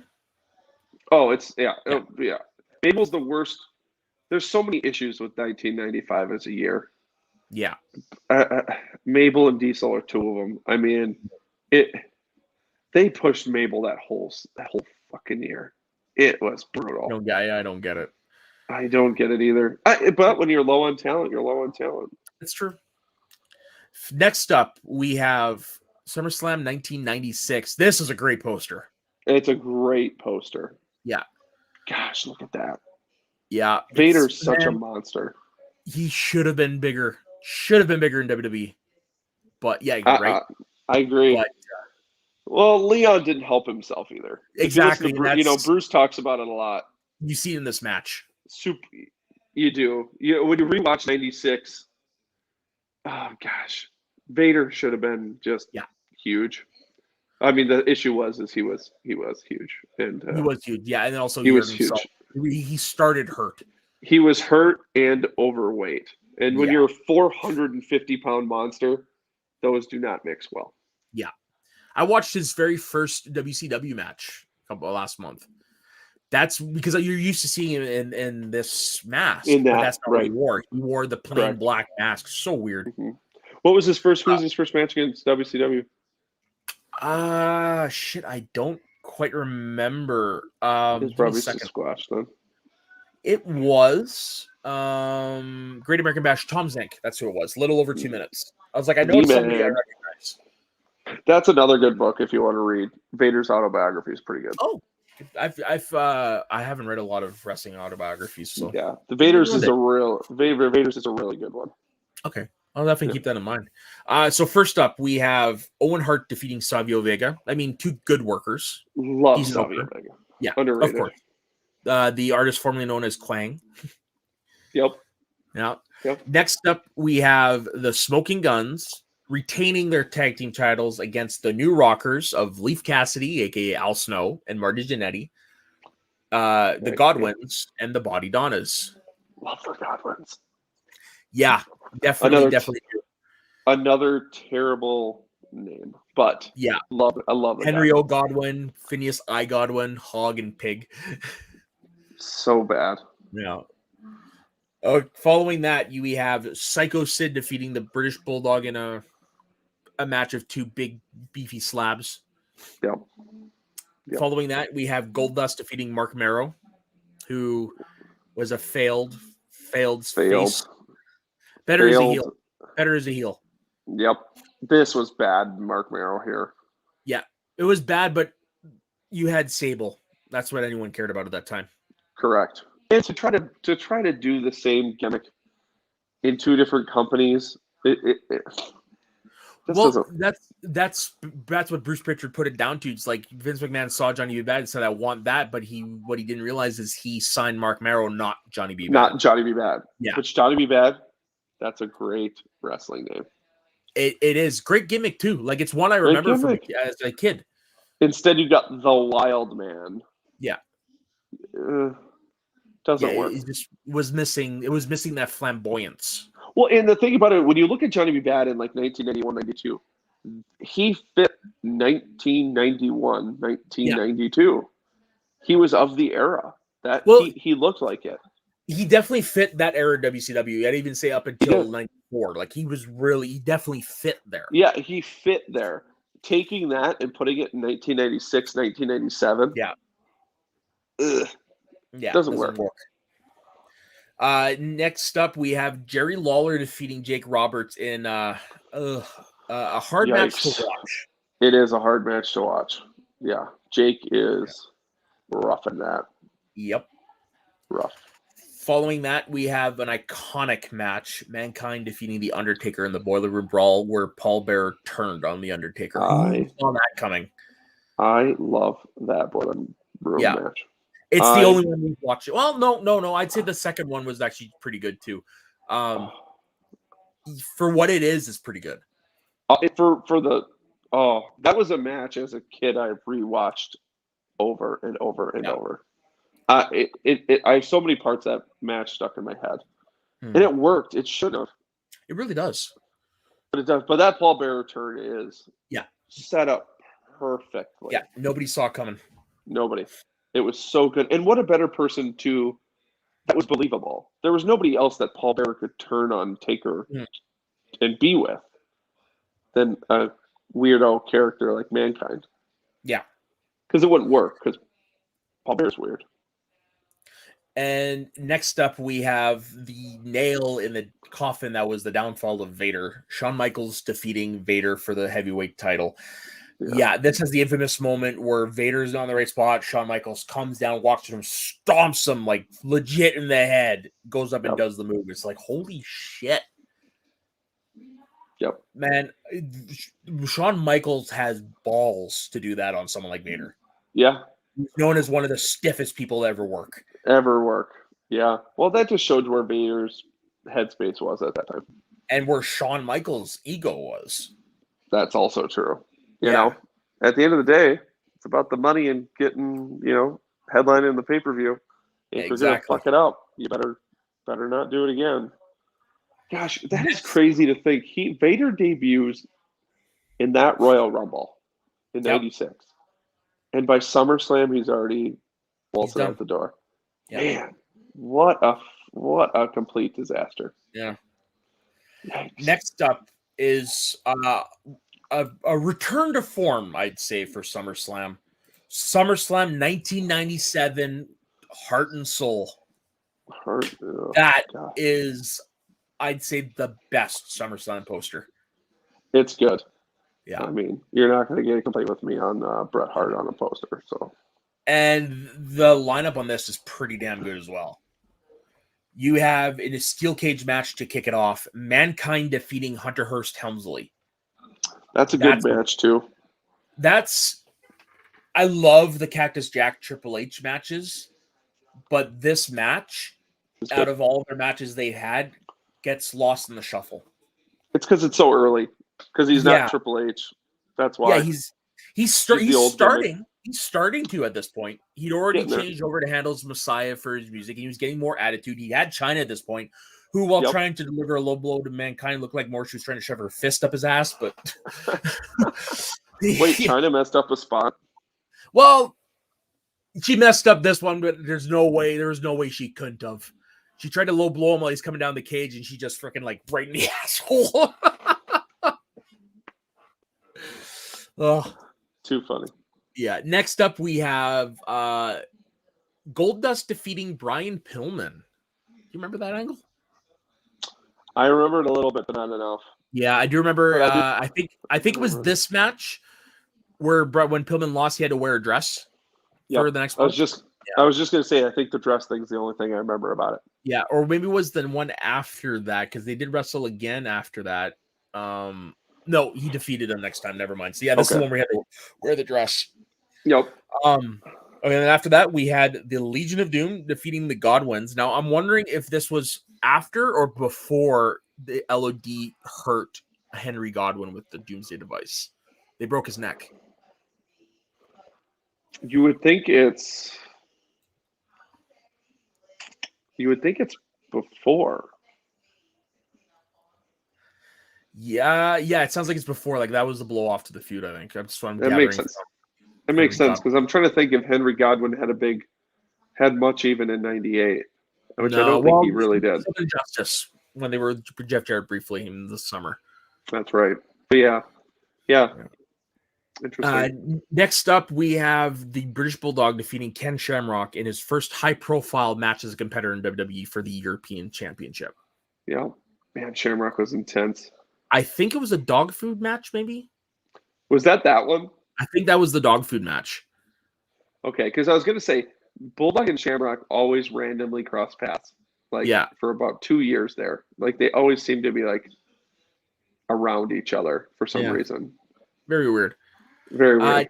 Next up is a match we don't have to even talk about. Los Boricuas defeating the Disciples of Apocalypse in that failed gang warfare. Just terrible. Yeah. And it lasted way too long. It really did. It was so bad. Yeah, like I said, there's nothing to talk about there. Next up is probably the most famous match from this pay-per-view, or infamous. I don't know how you want to call that. Austin versus Hart versus Owen Hart for the Intercontinental title. This is the match that changed wrestling history forever. That's it. The broken neck. Yeah.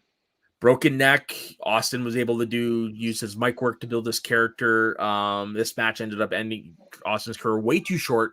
He only wrestled for 13 years. You know, it was funny when I was talking earlier about Rude, about like, oh, he wrestled 30 years. This was, his big push. When you think of Austin, he was huge for 5 years. Yeah. That's it. Well, yeah, I was thinking about The Rock the other day. Same thing. The Rock's career was his full-time career, not even 6 years. Yeah. Isn't that crazy? It is, yeah.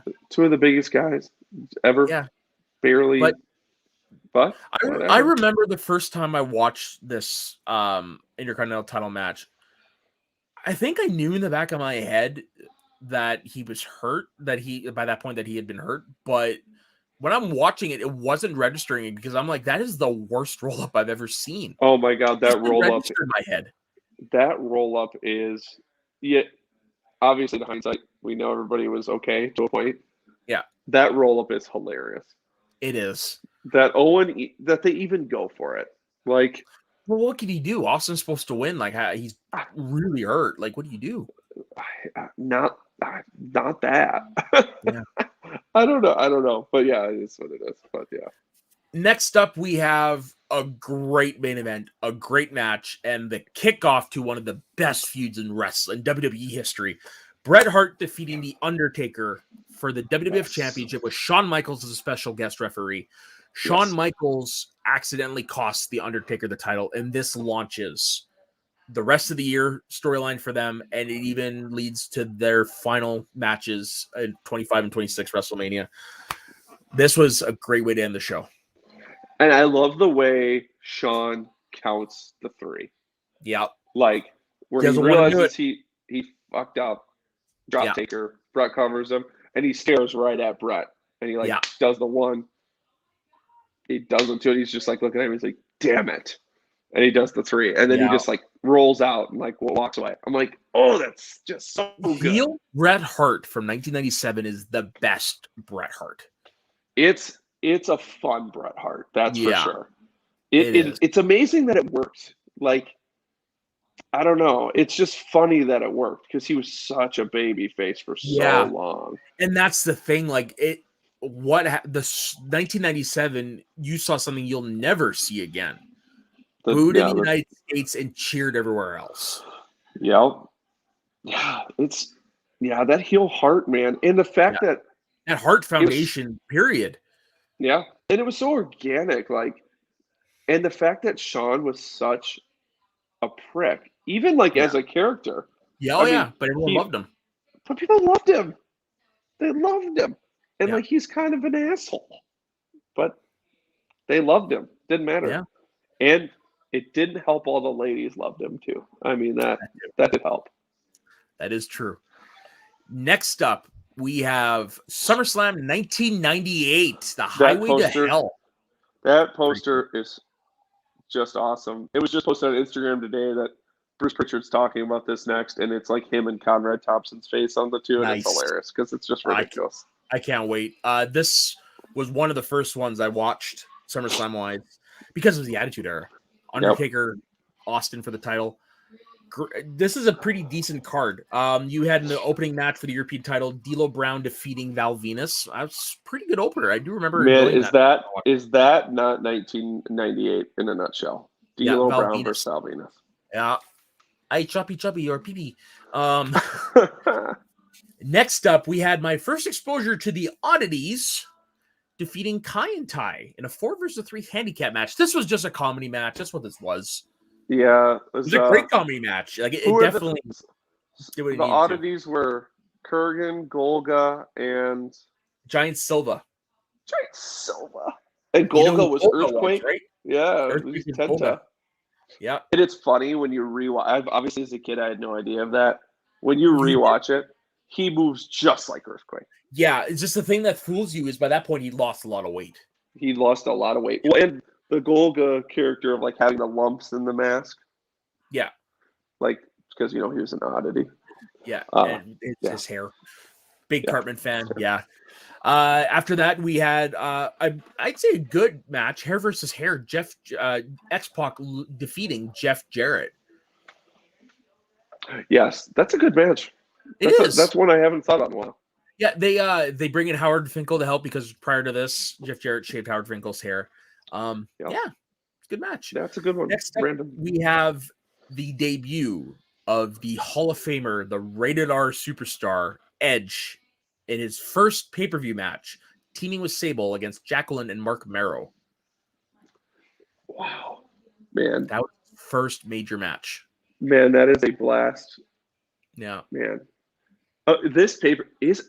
Just listen to this. Listen to what you're saying versus what you just said about 1997. Yeah. What a complete 180 in a pay-per-view. Totally. It's crazy to hear. Listen to these names and them. How in a year does everything change? Just flips. Yeah. And then next up you had Ken Shamrock defeating Owen Hart in a Lion's Den match. That match is good match. It's so fun. It's so fun. So fun. Although I'd say the one the month prior was probably the most brutal. The one in the dungeon. Ouch. Yeah. This one isn't as much. It's very goofy, but super fun at the same time. Exactly. Following that, you had the New Age Outlaws defeating Mankind, who was supposed to be defending his title with his tag team partner Kane, who no-showed. Kane ended up appearing during the match and turning on him, hence how the Outlaws won. Yep. Following that, you have one of the best ladder matches I've ever seen. Triple H defeating The Rock in a ladder match for the Intercontinental title. Yeah, that's a lot. That's one of the matches to me that's like lost. Yeah, because of the It's like, feud that happened 2 years later. yeah, it's just because it's still too early. So people kind of, It's the same as the Rock Austin feud from '97. Everyone forgets it happened because it was yeah, so early and it it was for was the so early. Intercontinental title. Right. And Yeah. that match is good. And it is a completely forgotten about ladder match. Yeah. It's completely forgotten. It's a great one. It's But easily the Rock's best match from that early in his career. yeah, you're probably Yeah. right. And then headlining the show, Austin defeating The Undertaker for the title. Austin was knocked unconscious during this match. You can Yes, he tell. was. Yes. I was going to say that's the other famous thing that Austin like wrestles that whole match like Just out completely of it. out of it. Out of it. Yeah. He gets knocked out early too. Yeah, it was fairly early. Yeah. I'm pretty sure Taker talked about that in one of the They talked interviews. about it on the Broken Skull sessions on one of Did the he? two. Okay, that's when they talked about it. How Taker had to like pretty much just maneuver Austin through everything because Austin was so goofy. All right, now we're heading into 1999 and a low point, I'd say. It's definitely lower tier. Great poster, lower tier pay-per-view. 99, another odd year. That's a year for a long time for me was a blind spot for some reason. So 99, a lot of stuff. 99 is the Rock Austin year. For sure. That is it. It is. Yeah. It is Vince and Austin with a little bit of Rock sprinkled in. Yeah. And then you start to get the rise of Triple H as well. And correct. That is the year. Yeah. Yeah, and it's an interesting card. Like, first off, you have a rematch. No, that's not a rematch. I'm still looking at the 98 card. Never mind. I was like, they did that 2 years in a row. No, the first match, Jeff Jarrett defeating D'Lo Brown for the Intercontinental and European Championship. Now, what's noticeable about this is this was the heel turn of Mark Henry. Yep. D'Lo was a great and D'Lo was a great guy for it. Yeah, D'Lo is a great worker who I think gets overlooked a lot. He is. He's a lot. He's going back to what I just said. He's a lost talent in wrestling. People forget how awesome D'Lo Brown was. Yeah. Next up, you have the Acolytes winning a tag team turmoil match to determine the number one contenders for the tag team championships. In the match, you had Edge and Christian, the new brood of the Hardy Boys, Mideon and Viscera, Draws and Albert, the Acolytes, and the Holly Cousins. Whoops. Forgettable match. Was it by SummerSlam, was the Acolytes still a Taker? No, by this point, the Ministry of Darkness was pretty much done. Okay, because I know in early '99 they're together, but I think WrestleMania kind of kills it. But yeah, at this point, Undertaker was doing his thing with Big Show. You're right. Yeah. Yep. Third match on the card is the best match in a terrible series of matches. Al Snow defeating the Big Boss Man for the Hardcore title.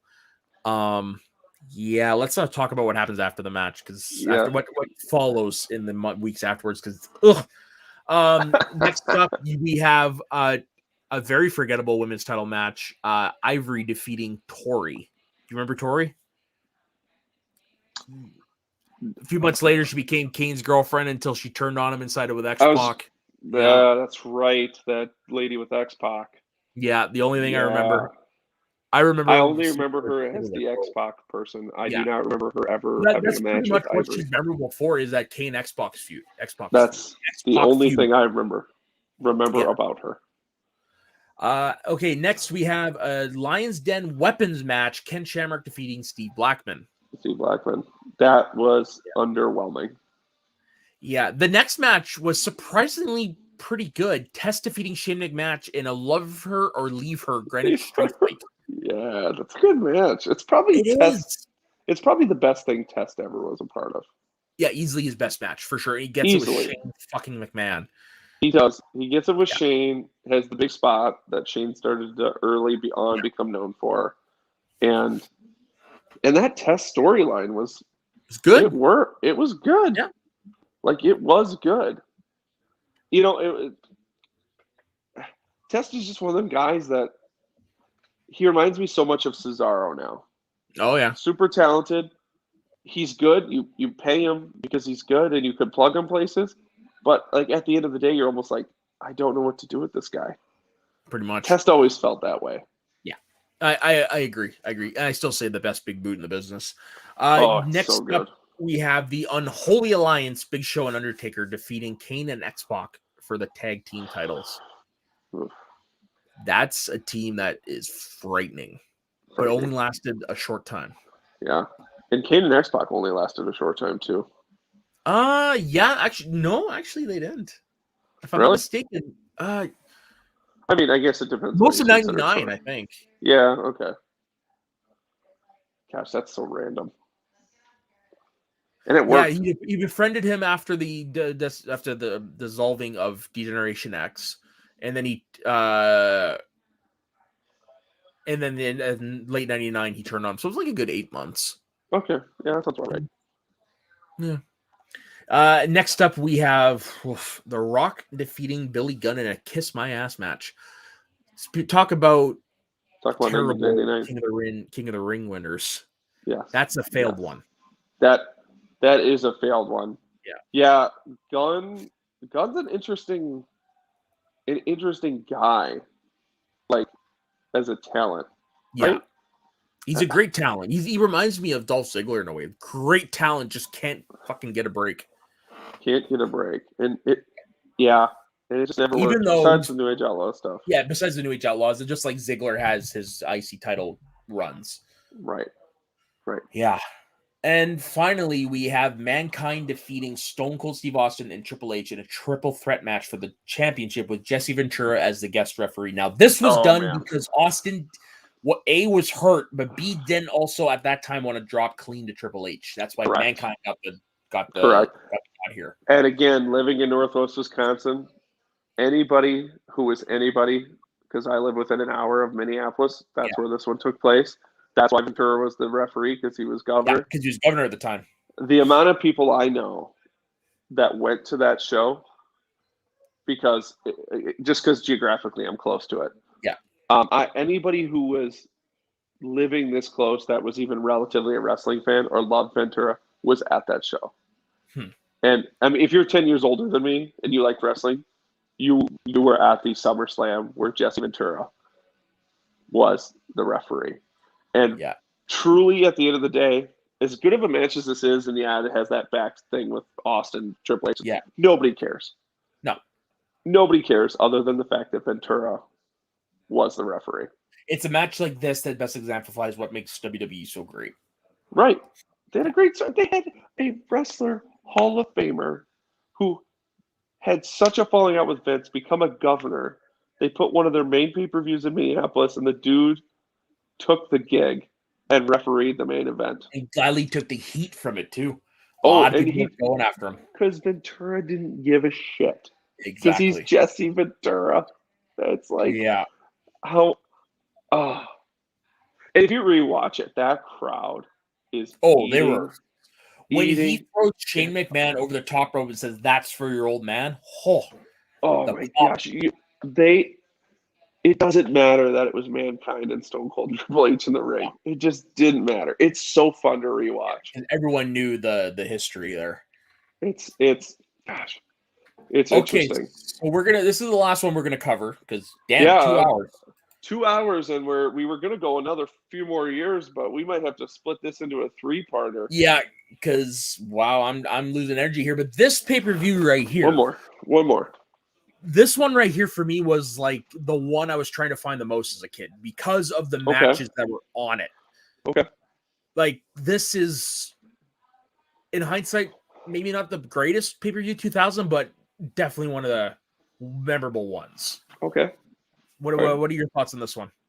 I always have troubles with this time period between like 2000 and 2001, because it almost felt like, which isn't a bad thing. It was always Rock, Taker, Kane, Mankind, Triple H, Austin. It was, yeah. And I almost have troubles, even still now, deciphering what goes where at times. So that year 2000 is always a super fuzzy time for Well, me. there was only 3 WWE champions that year: Rock, Triple H, and Kurt Angle. And Kurt Angle, right? Yeah, when it Yeah, no mercy. yeah. That time period always rough with me. Yeah, this Just is because. that time period And it where always felt like there were triple threat matches too. there was a lot of triple threat matches. There was for always sure. triple threat Like matches. what was it? WrestleMania that year only featured one singles match, and it was the cat fight. Really? That was Yeah. in 2000? Look at the card. No singles matches outside of that one. Wow. Yeah. That is terrible. Yeah.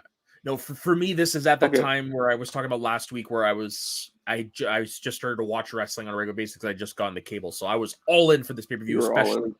when the TLC match was announced. But first off the bat, we had one of the most obnoxious factions of all time, Right to Censor, defeating Too Cool. Ooh, Too Cool. Yeah.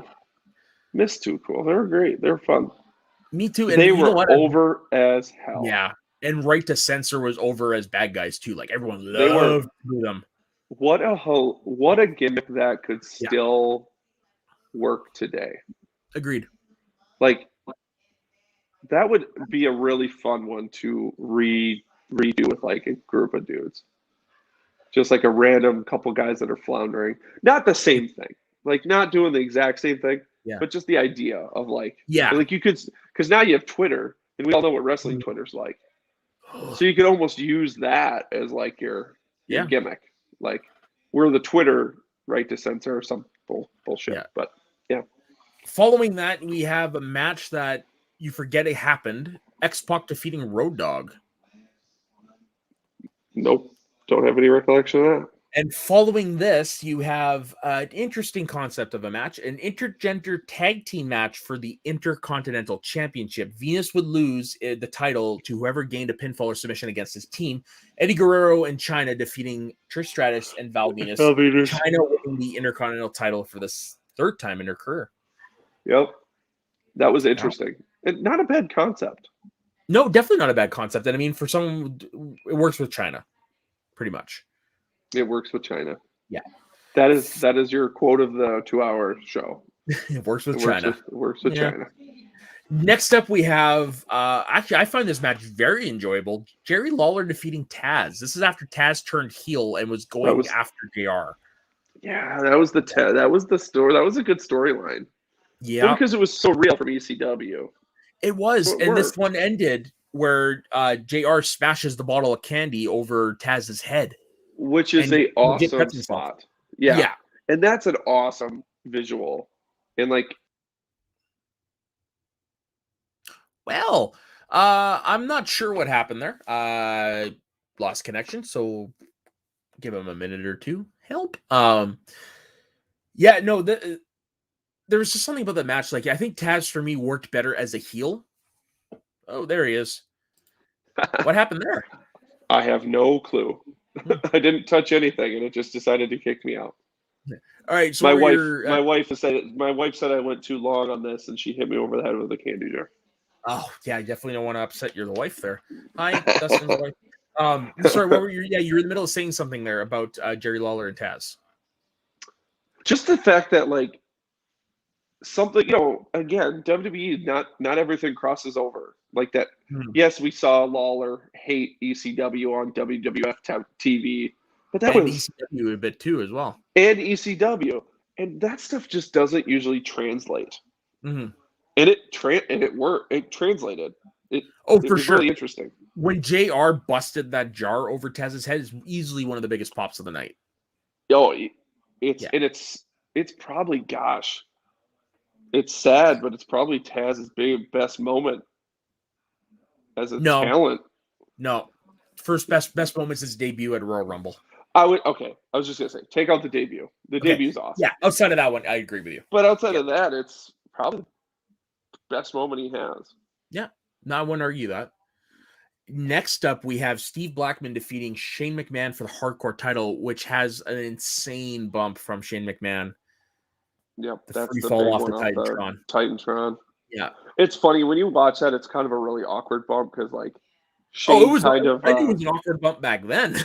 Yeah, it's funny because Shane, like, he's super scared, but not scared, Yeah. nervous to take that fall. Yeah. Because, like, Blackman hits him once, and Shane doesn't go. And Blackman's And then like, hits him again. He's like, come on, man. Yeah. But, I mean, I get it. But that's what it's not. But, again, now Shane is, what is he on every video ever made, making that fall? Yep. That's, easily probably his, one of his, I'd say his most famous bump. Yeah, I would say. Yeah, because I mean, even his jump off the Hell in a Cell years later doesn't get talked about as not even Unless, or, you know, his other famous bumps are probably Kurt Angle failing, throwing him through them glass that's windows. probably the one that gets talked about the most, actually, to be honest. Oh, because it's brutal. Yeah. It's brutal. Yeah, definitely watch the WWE Untold on that. It's so real. It's just so real. And to find out Vince McMahon almost pulled the plug on the match right there because he was just off camera. It's interesting, right? Wouldn't have blamed him. No. Okay, after that, we have Chris Benoit defeating Chris Jericho in a 2 out of 3 falls match. I'd say these two were each other's best opponents. I would agree with that. Yeah. I mean, yeah. And that's this another is the best match they've ever had, but wasn't a bad match. Like their worst matches are still better than most people's matches. Agreed. Yeah. Next up, we have the crown jewel of SummerSlam 2000, the inaugural tables, ladders, and chair match. Edge and Christian defeating the Dudley Boys and the Hardy Boys. This is a whirlwind of a match. I think so personally, number 2 is better, but this one sets the bar perfectly. It does, and it's almost like one of the matches that this one and the second one, just the general gist of them, are so iconic at this point. Like, what do you say? You had these three. This could be this is a conversation for another one, and starting this 2 hours in is tough. But you know, if you really look at tag team wrestling over the history of the WWF, so since let's just say now the modern, so 1985, had any tag teams ever put butts in seats the way these three did? Nobody. You could ask anybody, at what time did anybody go to WWF events to see a tag team? Yeah. I still don't think they do since. Nope, because WWE doesn't. Vince McMahon doesn't believe in tag teams anymore. Right. But when it's a phrase that gets thrown around a lot, setting the bar. These three set the bar for tag team wrestling. Bar. And I remember people around me like that. I was always the wrestling guy. Yeah. But there was always people that watched it. How many of them loved the Hardy Boys or Edge and Christian or the Dudleys? Yeah. I was a Dudley guy. I was walking around doing like 3D and stuff. I was a Dudley guy, but I babysat people that they'd only watch wrestling to watch the Hardys because they just loved them so much. And then I had a friend who was an Edge, all day Edge, like just loved him. Yeah, he's a huge Edge head. It's just amazing to remember how monstrous those three teams became. It was because of these couple matches. Sure. That trilogy of matches, the Triangle Ladder match and the 2 TLC matches, is one of the best trilogy of matches you'll ever find. Of course, and the fact that 6 guys did it is interesting. Yep. There's a reason when the Hardy Boy or when the Dudley Boys got inducted, they brought out Edge and Christian and the Hardys. Because honestly, if it wasn't for those other 2 teams, none of them would have Hall of Fame. None of them. Yeah. I mean, those matches gave them all Hall of Fame careers. Yeah. For all 6 guys. Yeah. That's the other weird thing. Usually somebody gets left behind. Yeah. You know? Nope. All 6. All 6. Yep. All 6. I mean, heck, 4 of them are still wrestling 21 years later. Which is unreal. Yeah. Unreal. And 2 of them you never thought you'd see again wrestle. Edge and Christian. Yeah, that's an interesting comment. And the Dudleys just stopped wrestling like 3 years ago. Yeah, one just main evented WrestleMania this year. The other one just won the Impact title. Yeah. God, crazy. And after that, we have another match we just skipped, the Cat defeating Terry in a stink face match. That's pretty self-explanatory. The first person to stick her ass and the other person's face wins. That is rough. Kane versus The Undertaker ending in a no contest, in a no Yeah. disqualification match. Weird. This is I never got into Kane and Taker matches. Really? I know people did. I didn't. I never thought the storyline was good, but I never thought it worked. Their best matches happened later in that storyline run, I WrestleMania agree. 20, and the run I where agree. Kane had the title. I was going to say that WrestleMania 20 match is the only one I would sway my saying to. But yeah, I don't know. It never clicks with me. It's probably personal preference. The matches, for the most part, don't live up to the hype, but the story itself is a great story. Right. Well, and you got 2 7-foot-tall monsters that are who so can good. actually, at that time, especially, could work. Right. Yeah. Next up, the main event: The Rock defeating Triple H and Kurt Angle in a triple threat match. Now, what's famous about this match is the ugly spot at the beginning where the table broke prematurely when Triple H was about to pedigree Kurt Angle through, and Kurt Angle face first onto the concrete. Face first. Horrible concussion. Yes. And you can tell the look in his eyes when he comes back later. Like, the lights are on, but no one's there. Yeah.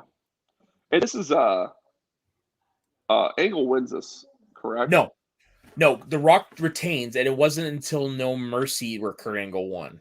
This is the Stephanie McMahon bump, right? This is the Stephanie McMahon bump, but this is also the match that convinced Vince that Kurt Angle could be the guy.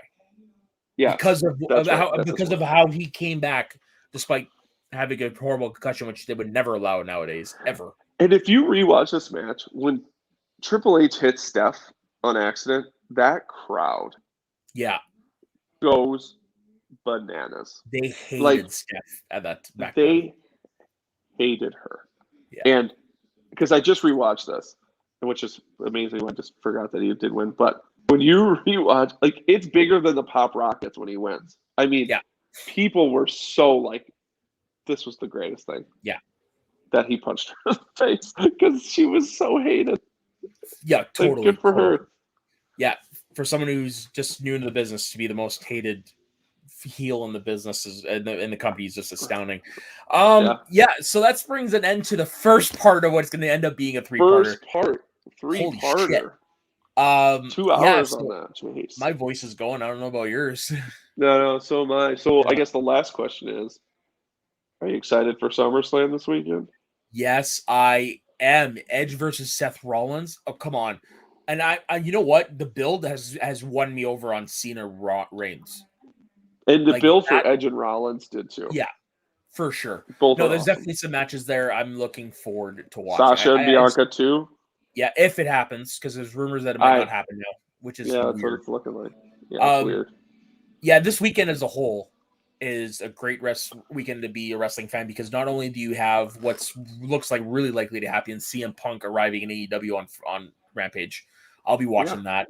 And then you got SummerSlam on a rare Saturday, and then NXT TakeOver the night after, which is going to be the last NXT TakeOver of the old guard. After that, it's going to look different. Yep, this is the big finale for Cole, but you get Ilya and Walter too.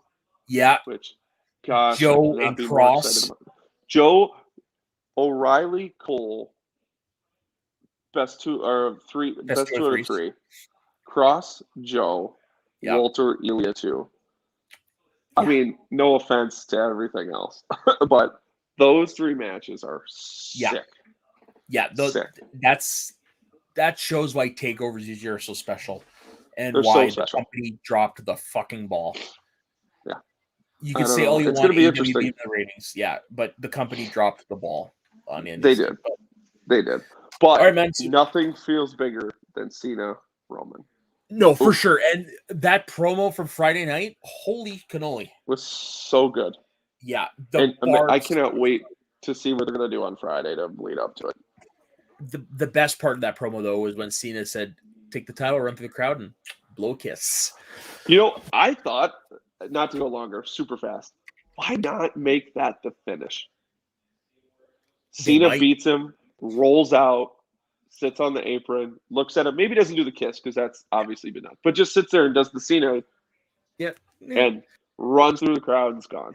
And I was listening to Busted Open Radio from yesterday, and that's what Bubba Ray and Dave Lagana were talking about. Really? It's just with the build-up, it seems more likely now that there's more likely of a chance that Cena could win. I don't see it happening, but now you're like, it might happen. A week ago, I would have said there's a 0% chance Cena wins. It is now possible that this guy gets the title, which would be terrible, but that would be insane. Yeah, and it would be a record 17th world title. Oh gosh.